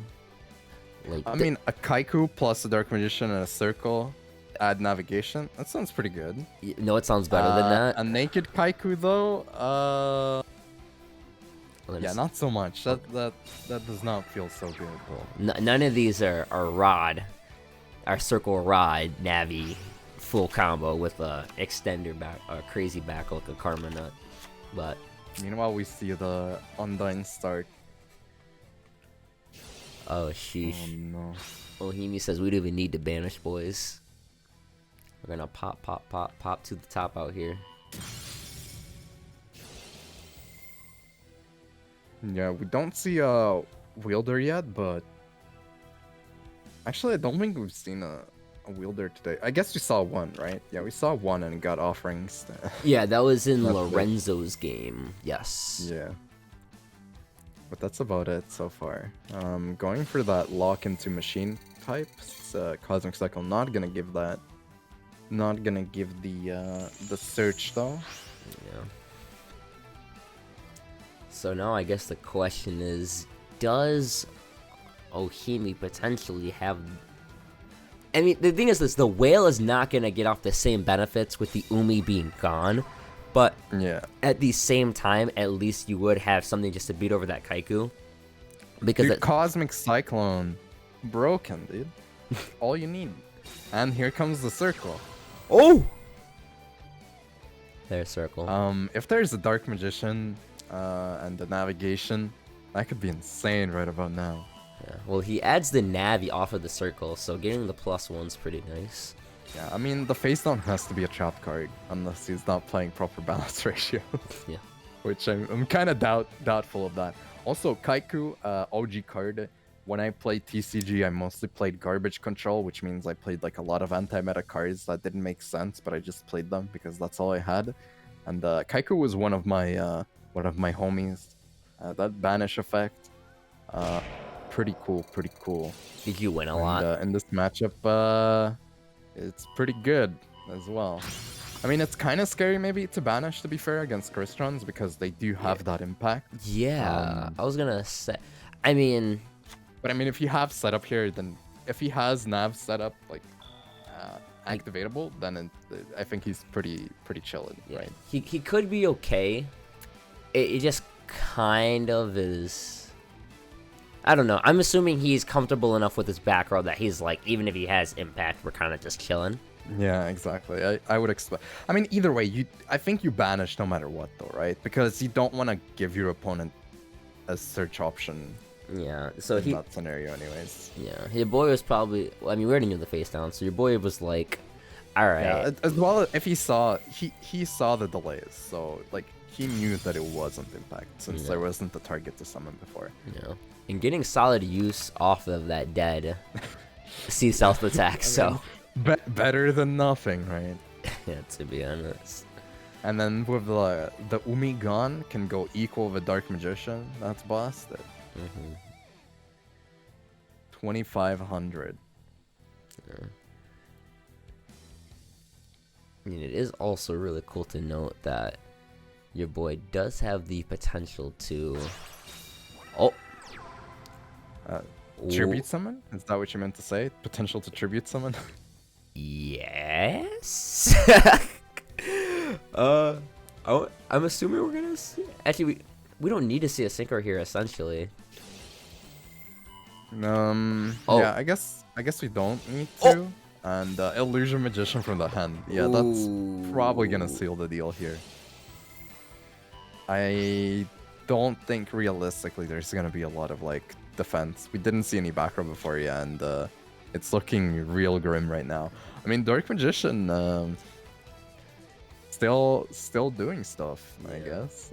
It does kind of, I'm not gonna say suck, but to a degree, it's like with a board state like this, you really would like to be able to kind of push for lethal in this very moment, but since there is not another monster, he can't necessarily do that. He will get off the banishing effects of the Kaiku, which is cool, but imagine if your boy just top decked that DM one time, like right now. Like, that would be really crummy. I mean, it still wouldn't be games since he has the tribute, right? So, and then he only has one. No, he like, needed, like, in the sense that he didn't have like the illusion or Kaiku clogging himself. Yeah. Yeah, okay. In that scenario, that would have been insane, though. I feel like that would just be unfair. Now we're in for a game, you know? Like, it's possible to maybe come back. Not very likely, but theoretically possible. I think, to be fair, it's looking really bad, though, because he has, like, 2 self-ups banished, so at this point, it's gonna be really difficult. You got some of your best starters gone. We haven't seen impact, so recovering it's pretty low right now. And then just to top it all off, like what? Can't banish from the grave. Yeah. Which is like half the stuff you do, you banish from the grave. Going for the lance, running over the Kaiku, wants to have that grave banish set up. I mean, if there isn't any follow up there. Yeah, I was gonna say, yeah, no, I figured he top decked the DM. That's how it always goes, bro. I mean, most other cards he would have set, right? Like, the only other option was if he somehow squeezes in 2 illusion mages in a balance list. I don't know how you would do that, but if you do that, I guess you could actually. Yeah, I guess people do that because spell cards activate as well. And then he topped it. That would be like the only other card you wouldn't set or summon there. Yeah. But yeah, Candy showing that things might not go so sweet for Diffusion just yet. Oh, that was some fantastic wordplay. Oh my gosh. Yeah, I was really proud of that one. I would give you 5 gold stars, but I don't have any, so I'll just give you a commendation and public acknowledgement. Okay. Thank you. But yeah, no, Candy's gonna go up 3-1 right now, bringing it the score a little bit higher for MY. So, I mean, we've seen DM streak way too many times in this league, so definitely wouldn't be surprised if he does manage to bring this back. It's the just go first with combo deck. Just open combo and go first, then you can probably win against most decks. The problem is, they still have 3 decks in a set of MY, so or not MY or Diffusion, right? So they probably have something that does well against Dark Magician. Like we saw Heroes, we saw Cyber Dragon. I think we saw one of each, right? Yes, we did. And both of those decks you could bring like 2 copies of. It's precisely because of Dark Magician as well, because like they should do okay going into it. Yeah, that actually is a very fair point. I am curious. Also, there's always the potential of bricking, you know, but it's definitely doable for Dark Magician here, I think. Mm-hmm. Oh, I thought Emma was saying come to Brazil. I was like, maybe after COVID is done. Maybe. Right now, maybe. I love your initial reaction. You're like, ugh. Like, I don't know. Yeah. Thank you for the invite. I'm too washed up though. You don't want my last season when I stuck around because I really I was indecisive. I was like, I probably want to take a break. Maybe I want to hop a different team instead of taking a break. I hadn't decided, and then I was like, well, I'm not gonna freaking dump the homies on notice. Like, yo, so we're starting season, right? I'm like, actually, I'm out. It's like, oh crap, and like stuff started going south. We had like a lot of problems with like people disappearing and other things, and that season was rough because like I only came in to fill in most of the time, and like I would have to take over people's decks, like sometimes weirdo lists, sometimes less weird lists, and I would just brick left and right and usually go like 1-2, 0-2. It was bad. That sounds painful. My ego is destroyed. Yeah, it was very sad to be honest, but I mean it is what it is. Yeah. No, because I remember your first season, you were on tip your entire Team Wars career, right? Or am I wrong? Yeah, I was gonna say yeah, it's the only team I played. Yeah, no, I remember you were pretty nutty at first. So I was like, oh, this guy's pretty sick. I still think you're sick, of course, but you know. Oh. I mean, back during the first season when I played, I also played single events, so that was different. I don't know. The meta is just like, I mean, it's not as bad as it was for a while, but it's still not super enticing to play. Not gonna lie. I think the meta really essentially is all over the place, but we go through like stages where it's like we have a triangle meta, we have a confused meta where everything's just good, but you don't really know what the best option is, and then you have like there's a lot of good decks, but clearly there's one definitive deck that's just like better than everything else, like, but not even like. By the way, bro, what is this? How is it always Ohimi? By the way, what is going on? What is this? Hello, Ohimi. I don't know what this is. Every time it says Ohimi wins, by the way. Jano's saying, come to me. Portugal, still too far away, dude. I'm gonna wait for things to blow over. Stevie's saying, come home. I am home. Someone said, hey, Craig said, come to Taco Bell. No Taco Bell here. Actually, not a thing here. Really? We don't even have Burger King. Honestly, you're not burger joints, and we have McDonald's, but dude, I'm telling you, you're not missing out on Burger King, bro. I'm telling you. I've had it in Germany years ago, and it was okay. I mean, fast food burgers for the most part are still fast food burgers, you know. Yeah, no, like literally, like I don't know. Like for me, I'm very picky, but when it comes to fast food, it sucks to say I'm down to usually just eat whatever. But there's Burger King is something you can just skip. Like if you eat it, cool. If you're down for the whole, you know, like $1.50 for 10 nuggets, that's pretty sick. But I mean, from what I've heard, I don't know. supposedly like McDonald's has the best fries and Burger King has the better burger. But I don't know, dude. I haven't had McDonald's in ages either. So yeah. Do you have a Wendy's, bro? no, of course you don't. Oh, I don't know. Isn't Wendy's like NA exclusive or something? Bro, I don't know the territory is covered by my fast food chains available to me. I just like ask if you got it. Like I'm pretty sure she doesn't live here anymore, Mark. Just saying. Doesn't she live in the UK? At that point, we don't have her. I don't know. Like what McDonald's best fries for me, Wendy's best burger, and then Burger King is like you just best bad stuff. You Best have, worst. you have to really struggle and just be like, dude, this is really like our option. Like okay, I guess. She doesn't then. You said for Candy or DM to win, you just had to go first with combo, and he went first with circle. It just if you didn't go first with combo, just reset real quick. I mean, it's only happened 5 games now. What is so going on here? I don't know. We've seen so many resets I every literally time. like usually anywhere this goes, it's either like a loss or some type of investigation. They're just like, nah, bro, just play. Yeah, we're just playing. I feel like we're left alone. This is like some sort of a social experiment. Like this is not actually the war. It's like another duel room, and we're just spectating something else. Come to NA, come to Cali, dude. Hello. I feel like coming to NA right now is kind of monkers. No offense, but even here it's hella monkers. But Yeah, no. come to Smoothie King. What the heck is Smoothie King? A smoothie store, I guess. Are they just telling you to go places like everywhere?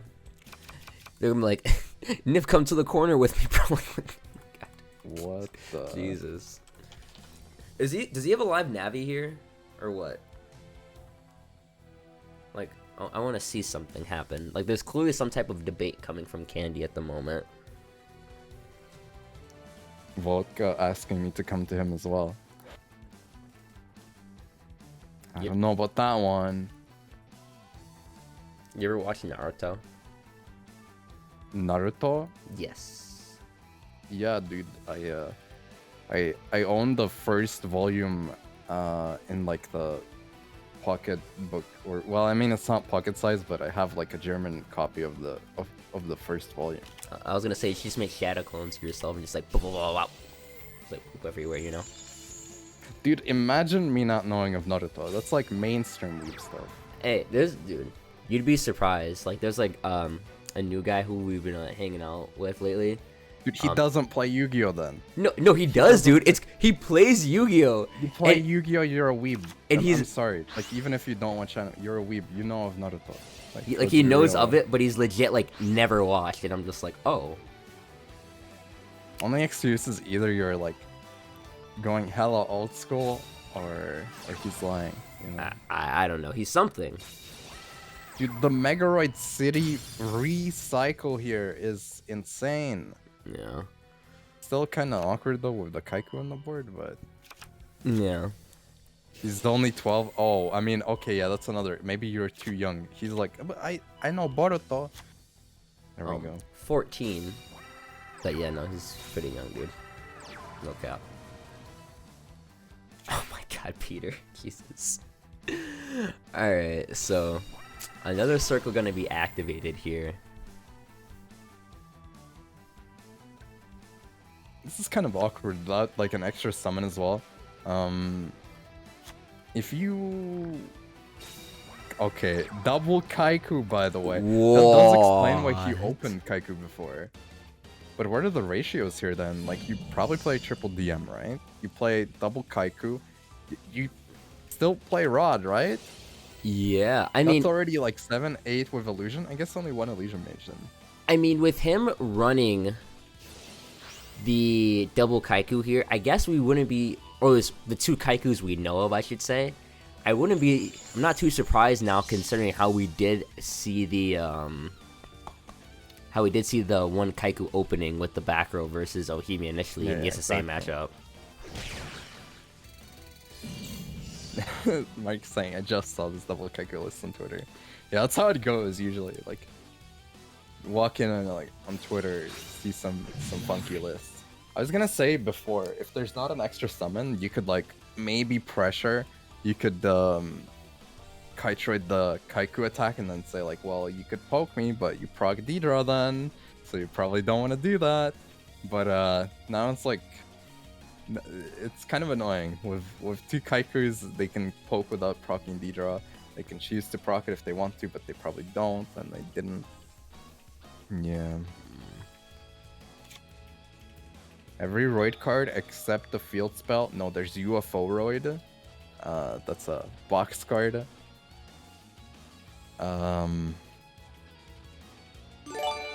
So Neg proven wrong once again. DLTW Habibi, DLTW Habibi. Oh my god, Jonesy subbing for 28 months, longer than Taha, by the way. Woo! At tier 1. Let's go. Thanks for the subs. I know Team War's gonna appreciate that. Be real cool. Probably doing it so he can play in Fantasy League. Most likely pick Jano for the Fantasy League, as well as Citrus. Just feeling good right now.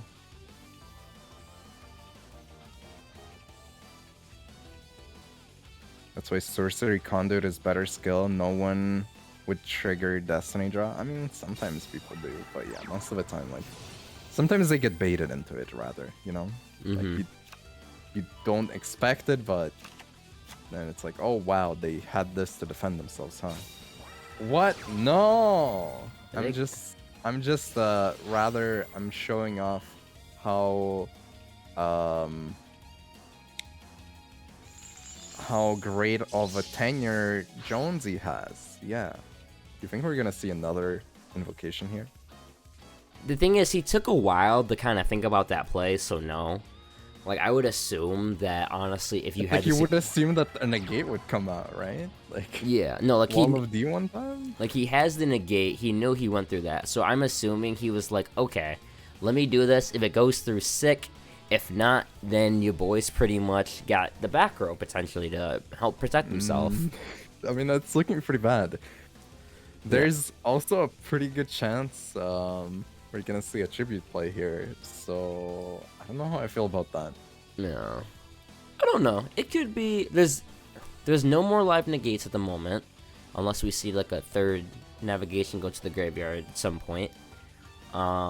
We still have yet to see the illusion, the tribute play, like you mentioned. I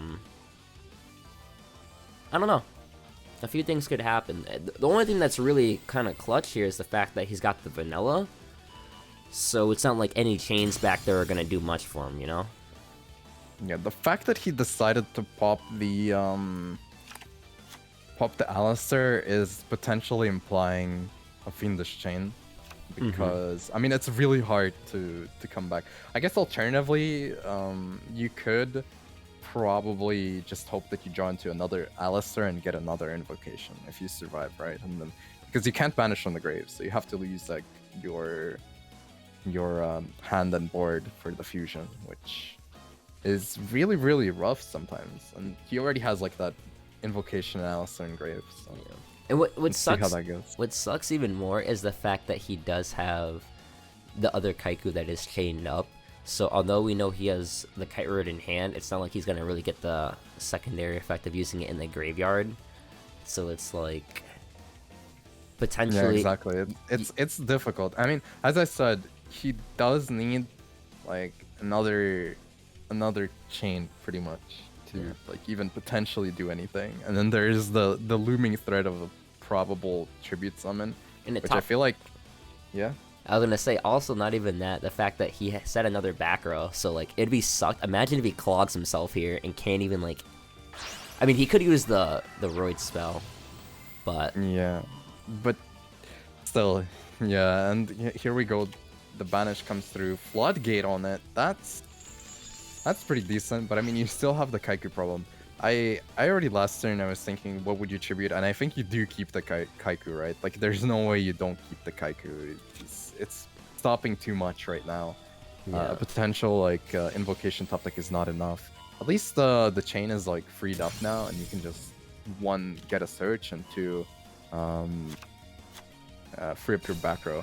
And also that submarine roid is sitting pretty. Yeah. Pretty here. Either like direct poke, or I'm trying to think. I was gonna say, I don't think I would Could have. crash, right?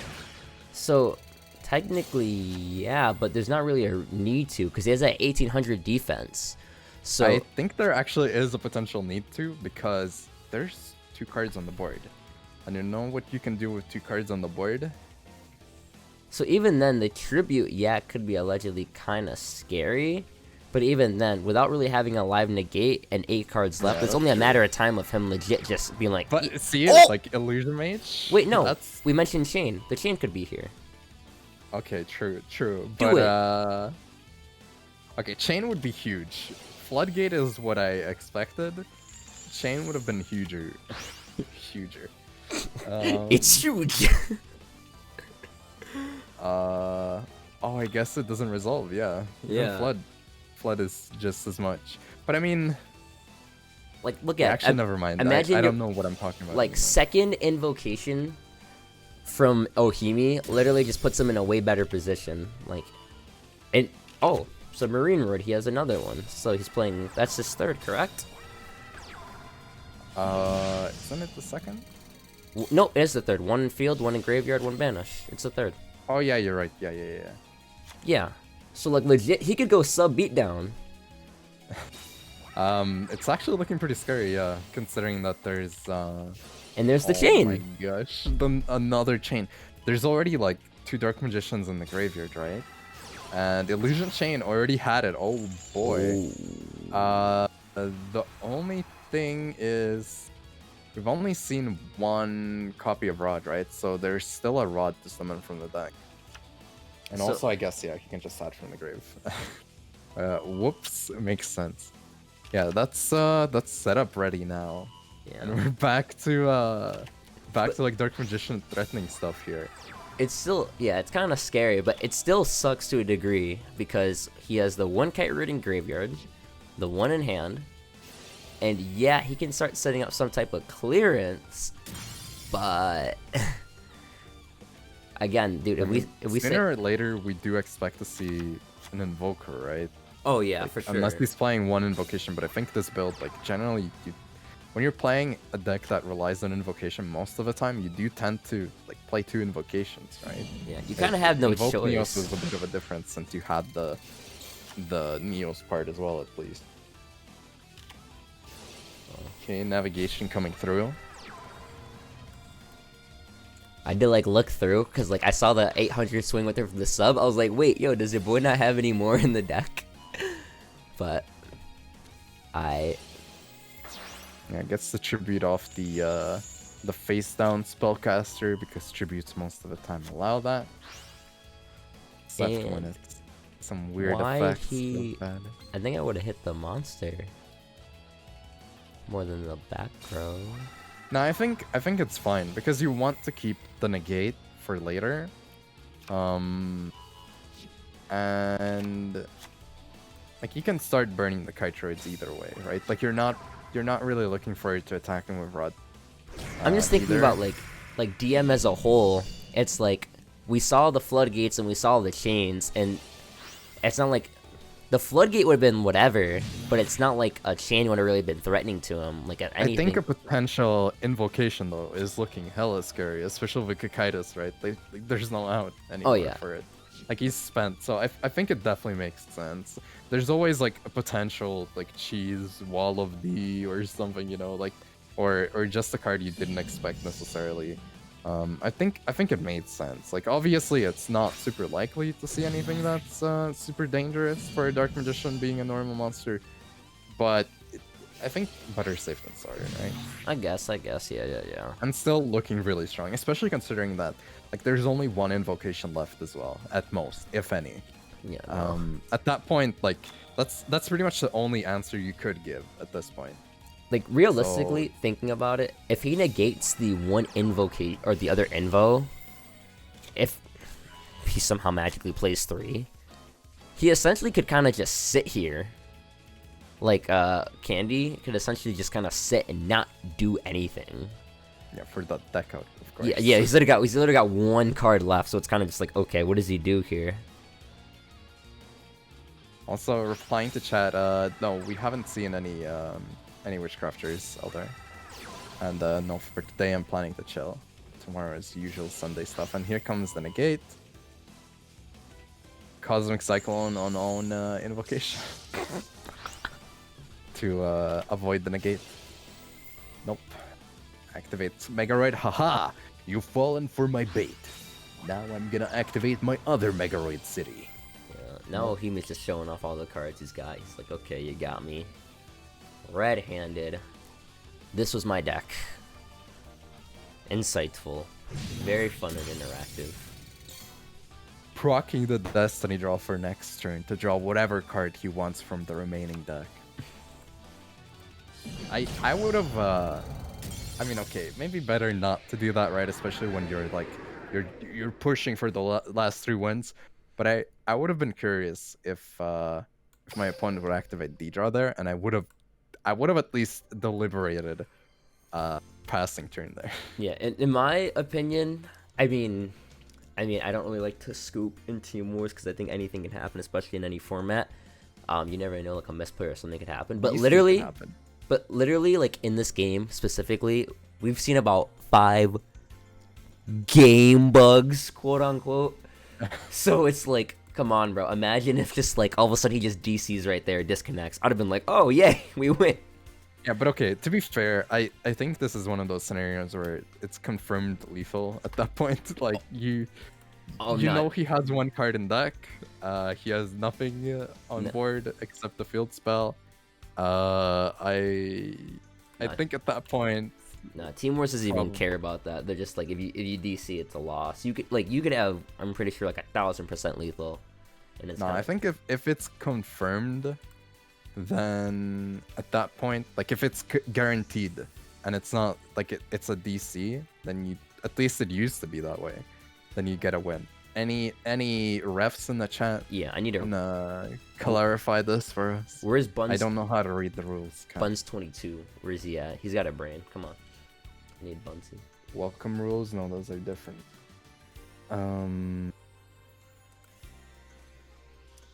Format rules. Update Ohimi's record. Here. Going unfortunately 1 and 2. Forfeiture. Dual room. Screenshot procedures. DC rulings. Here we go.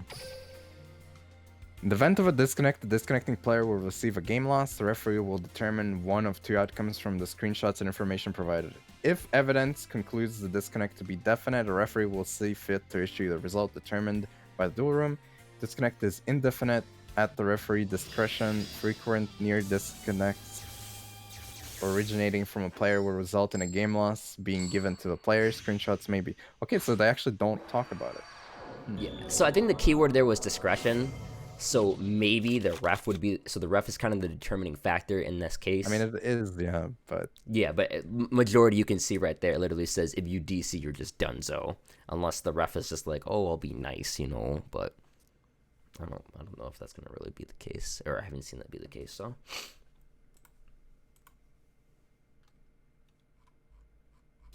Alright, well, not coming in hat. Coming in hat? Sure. Coming in hat, aka Bandana. The NA Bandana on Bandit Keith. Who I keep wanting to say, I'm pretty sure he's Canadian. Wait, you think Keith is Canadian? He's Canadian, dude. But he's got an American, like, flag on his head. It's all American bandana. What the? Okay, it's not coming up. Maybe it was a meme. It might be an old meme that I'm remembering now. Oh, so I'm like, wait, bro, like. Fun facts, fun bandit key facts. In French, he's known as Ken. In the Singapore dub, he's known as the K-Man. So yeah, that's some cool facts. Also, I mean, we talked about this before, but just go first with Dark Magician and open combo. Combo Dark Magician. Yeah, it is in fact not playing against Candy and not opening up that Ninishi. Let's see if there's navigation, and if there is there any protection from that navigation? Dude, that's. Dude, I still can't go over. You literally said no way. And Mike comes back as you go first with DM combo. We're seeing it again. I mean, that's you gotta do what you gotta do to win, right? And what's crazy is like we know he has the DMs in hand, and with 2 sets, you only can assume there has to be a nav at some point. All right. Well, Yeah, this was the you point. Definitely expected right here after the summon. The only question is like, why the delay, right? Maybe potentially trying to feel out to see if there's any like delays coming from his opponent's side. Like, is he gonna see a CC maybe? I mean, you could check that before the summon though as well. But yeah, Hey, let him take his time. You know, he's got to determine. yeah. I mean, it's fine. He gotta play it safe. No, it looks like yep. there is. Yeah. Yeah. Hey guys, There's something. guys, I felt a delay. Now Is it a CC? I don't know.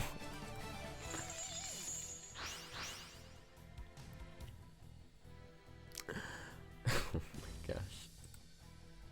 Yeah, it doesn't look like he has anything else. I mean, unless he activates like an offerings or I don't think we've seen that though. I don't think we would expect to see that from DM either. So not looking great right now. Potential full board setup could be pretty bad. Could be really huge here. Yeah, I mean, if he has like a Kanadi or a Karma Cut, Yeah. gets rid of that, but doesn't look like that's the case. And here goes the start of the Karakuri combo. Yeah. I honestly at first was debating because I saw there's like, I really thought that something was gonna come out here with all the thonking that seemed to be going on at the moment. But let me. Oh, I gotta change his name. It's not even Okimi, bro. Nah. Rip. Yeah, it is. So people were asking who's playing it. So I said it's not. I thought you changed it. I slept. Rip my I soul. mean, it's okay. It's better to be rested up for the final game, you know. Potential final game. I mean, it's looking pretty bad. Can someone edit that out, bro? Please.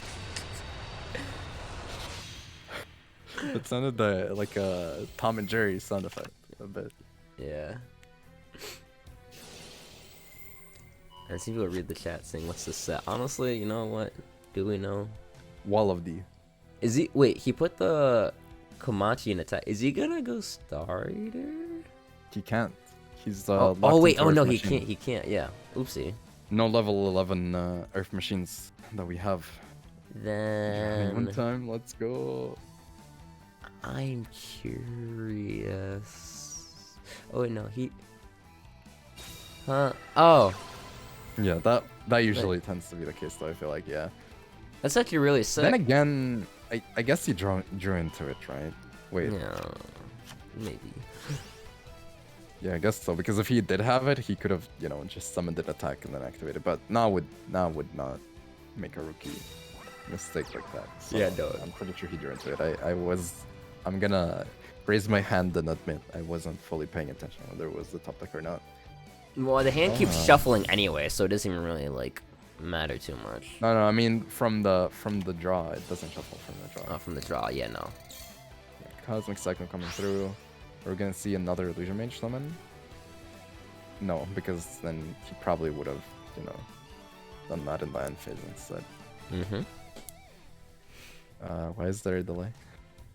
Is that Is that offerings? it could be gold dust, I guess. Are they still even? I mean, I wouldn't be surprised if they're still playing Gold Dust. Chris played Gold Dust last week in one of his builds, so. Oh, red delay? Yeah, could be. Actually, it does decide to go for it, yeah. But you just. Huh? I mean, it's kind of bad considering the. You die.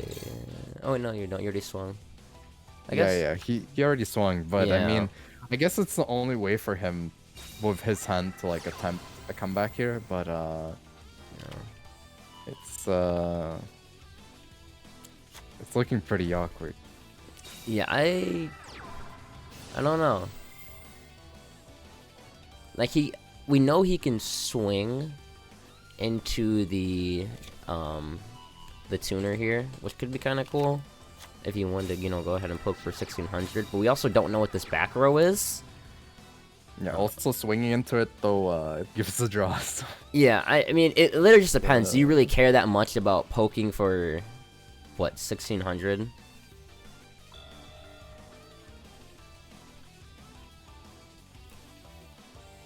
Yeah, though the gate, no cosmic before, that's not what you expect.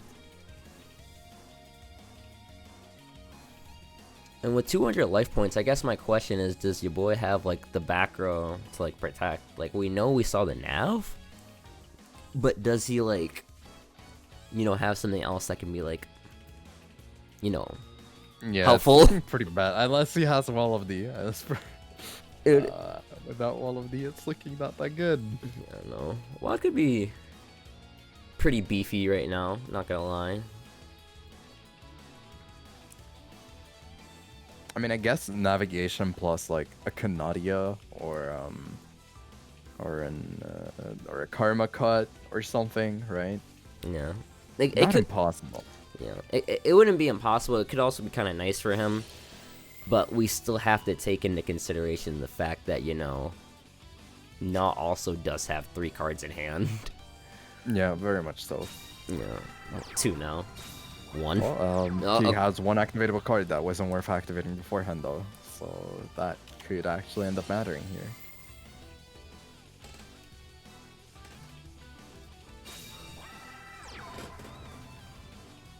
Even with a Lance Force, the Boulet is still bigger, so that's kind of unfortunate here. Yeah. Like big enough for the lethal overrod. Yeah. I guess the one card he could have expanded. I don't think he would play that though, but Or a here comes the Karma cut. In the top of the off, he discarded the Navi. That's actually really, really clutch. Yeah, that could. That's 3 negates, bro. What the? That's Yo! it's not looking good anymore. Yo! What the? I actually had the only way to out that at that point as well, and having the triple negate here. Dude, I'm weak. Oh man, dude. He did it. Dude, he's bringing it back. What the? Yeah, I'm trying to think. With cash, you could maybe like change things a bit, but like maybe survive. Do you Here really? comes change. Do you even Like really survive? with the though? position changes, I mean. Yeah. But yeah, I guess it's. I mean, we know the right card isn't cash, and he probably wanted 2 at that point. So yeah, that's it. I guess that's all she wrote. Dude, that is. I mean, he had everything he needed. That's it. Candy just bringing it back. We talked about it. It's possible, and it's very much possible now. You literally spoke it into existence, but literally what I'm thinking of right now, we still have yet to see a repeat from Diffusion, so I'm wondering if we're gonna potentially see it now. Like, I mean, Karakuri is really, really strong, but at the same time, Candy's got that first combo APK going on right now. I mean, you definitely want a deck with Cosmic, and if they sent this deck in, like, you repeat here. Like, no way you don't repeat, right? Like, you sent this deck in for a reason. Yeah, but at the same time, they only had this or one more deck as an option, so this could have been just a lesser of two evils, essentially. Yeah, I mean, but since it's last game, right?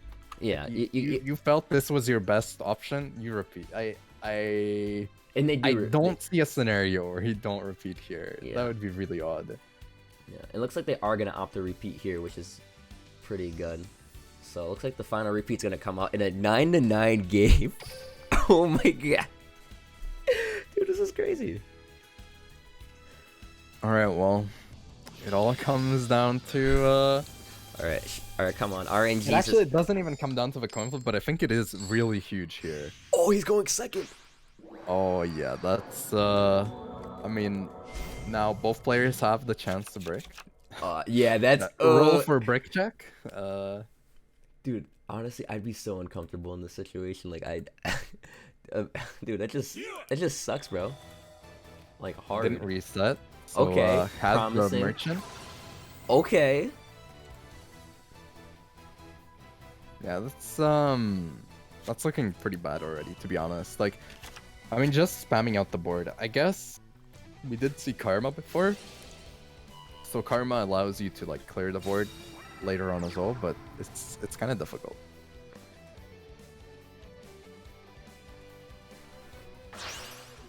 God damn it. I mean, kind of true in the chat about Candy and Citrus versus Tia. Yeah. Also, Candy went 5-1, right? Oh, yes, he did just win, so yes, that's 5 currently. He's on this team. Yeah.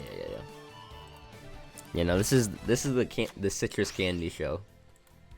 And I just love the two For names sure. for all those two people. Because, you know, the Citrus and Candy. That's just funny. You a fan of artificial lemon flavoring? I am, yes, actually. Are you? I don't know. I feel like most of the time, to be honest, like the fruit flavors are kind of weird in candy, but it can be okay. And I guess citrus includes like other fruit as well. Like, I don't know, orange. It can be okay. I think for hard candy, it's usually worse rather than good, but sometimes it's fine. Also, search for that cash shit again. Let's not like gloss over that. Second time we're seeing it, so they're huge fans of that cash shed. Yeah. Seeing it play again. Back in the day when Karakuri made their kind of a comeback, it was played as a counter trap deck for a bit as well with Parshev. And now it's seeing the cash shed by itself alongside their other negate. Yeah. Taking a look at kind of some fun facts here. Some of the guys in the community have been playing actually the cash shed with the Parshath engine in the actual deck as of late. It's kind of funny that you even mentioned that. Works, right? You have the options to plus in this deck. Like even before, you did have the draw power, which like kind of allowed you to you can search for a counter trap, so like you can get the Parshath live. You can draw cards. You can get the Parshath live or draw into the Parshath. You can still do that, and you have like good board setup, so it's a good threat there.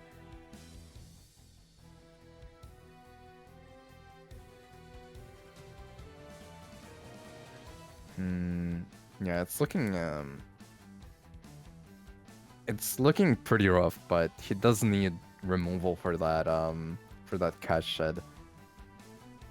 Yeah. It kind of sucks here because you kind of do know the set.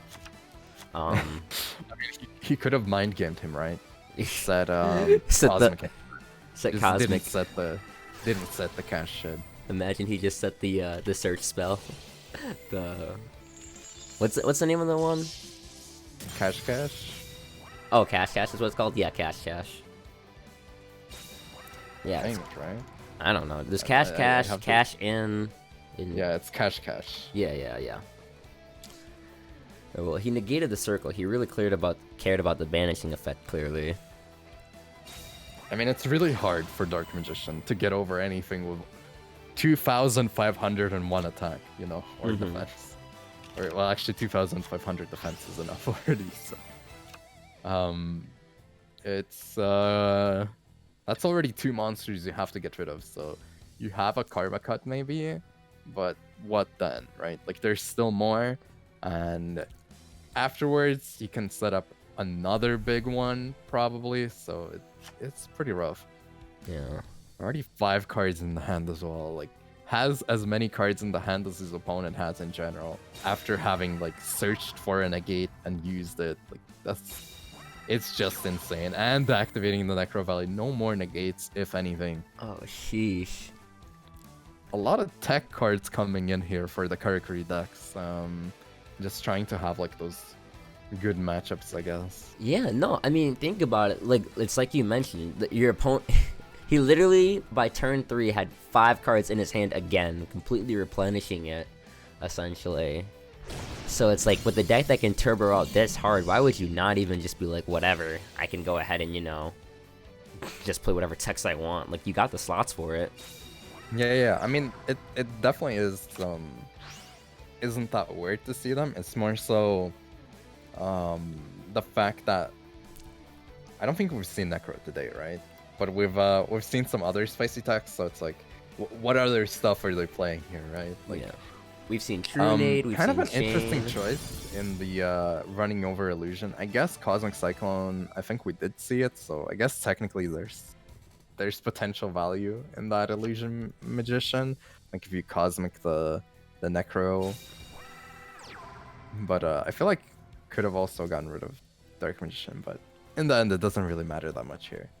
Yeah, I think Candy here was kind of hoping to potentially hard draw the circle here, because you really do need the banishing effect right now that comes from it in order to really, you know, make kind of a run here versus this kind of a board seat.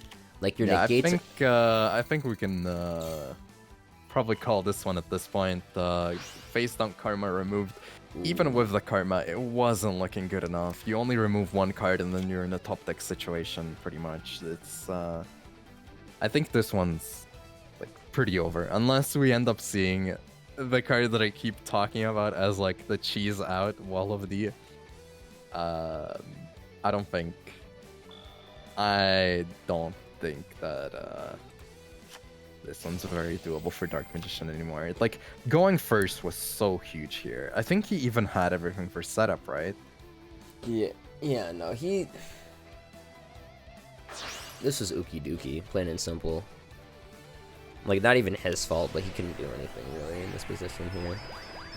Yeah, also opting to go for a Despot Jet. He's saying, you know what? I don't like the way that back row is looking at me, so I'm a Despot Jet. Oh, never mind. Ooh. He's saying I'm calling your back row.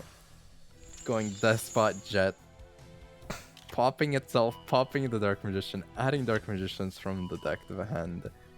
At most we could see, like, no, I don't think we could, right? Because we already determined there's only room for 1 Illusion Mage anyways. Yeah, no, he's just showing the cards off he had. He understands what's happening here, and he's just like, I did what I could. I won 5 games. Like, yeah, come on. That's pretty crazy. I mean, not that Jano didn't do that either, but actually, like, pushing it to the limit there, almost getting it, and here we end with that. Yeah, no. Not closure after the replay, the repeat. Yeah. Could have gone either way though. The going first coin flip actually huge again. In this specific match especially. But definitely a good effort. Good effort there by Candy. Very close game. Yeah, no. That game was a bit insane there. Actually, honestly, not even that game, the war itself, honestly. Like, it started out really tight-knit, and it seemed like Diffusion really was going on a run when Jano went in that streak, but Candy was really able to kind of wrap things back around, and even though Diffusion did come on out, it still was a great performance from him as well as both sides overall, so... Yeah. The only thing is, I feel pretty bad for MY because they are X and 3, aren't they? So Yeah. that puts their record in a really bad spot. But they, like, I mean, it's hard to say that they aren't a great team. They definitely showcased like some good plays. There were a couple trip ups, but for the most part, it was good. They even went on that good streak as well. But it's gonna be rough. I think it's still theoretically possible for them to make it, but can't really afford to lose anymore for sure. If it is, Yeah. Let me update this. I messed that up. I'm gonna put an X for 10. Is the Roman numeral? I'm just gonna put 10. I don't really care. all right. Switching from that Arabic counting to Roman numerals. To basic numbers. Either way, It's 10 lines. I'll just draw like a stick figure here and get paint and just like drag the image over, just like a wee win thing. Either way, that's gonna practically conclude the war.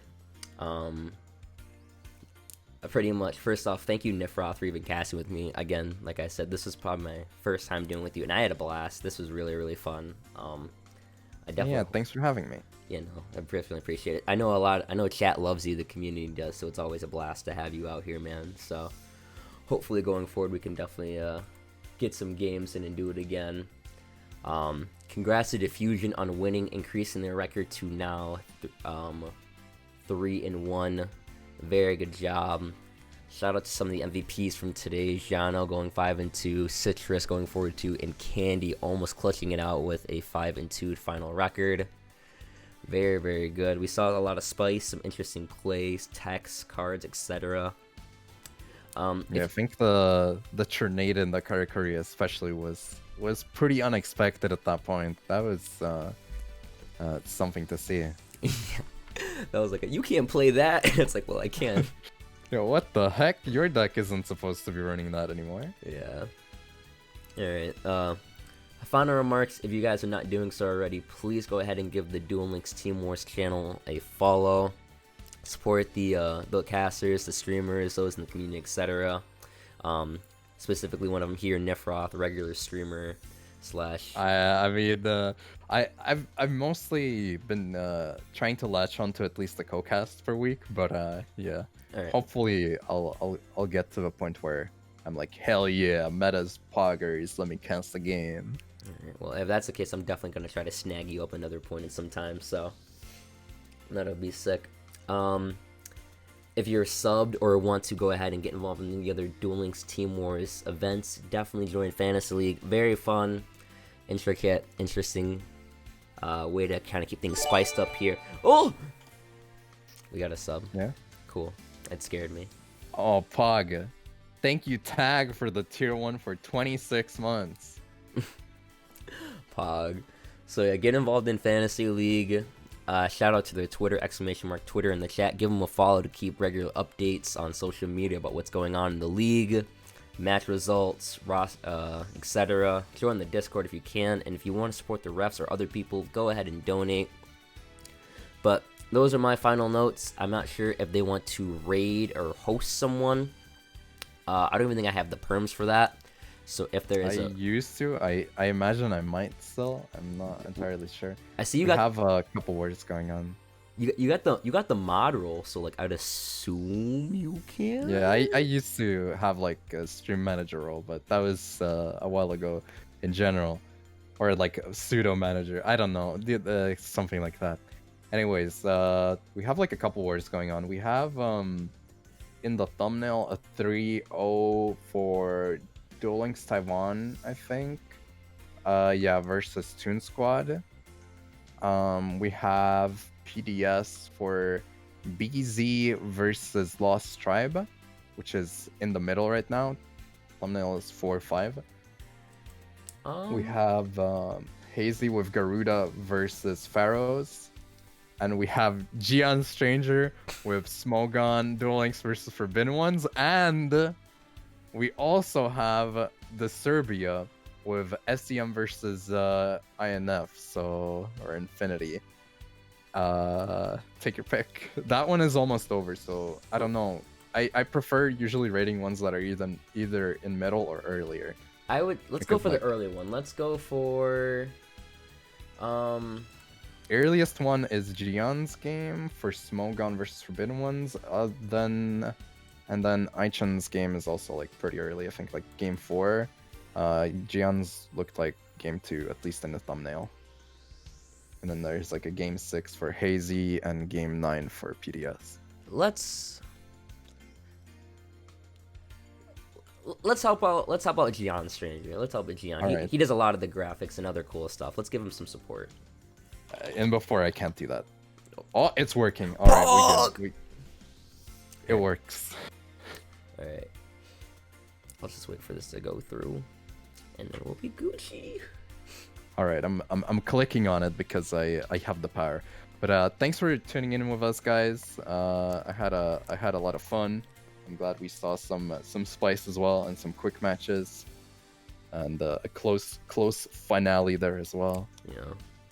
Yeah, thanks for having me again. No, this was super fun, dude. Like, I know I harassed you in your chat for like super long. I was like, let's cast, and you're like, I have too many people, and I was like, no, we're gonna do it. And it only took a long time. It had to have to happen eventually, you know. Yes. If it didn't, well, I mean, I don't know what I'd do. I mean, I'd just be like, okay, this doesn't happen. Oh But no. oh my gosh. All right, sending the raid through, and we should be there. All right, can I end the stream now? Yes, I can. Pog, let's go.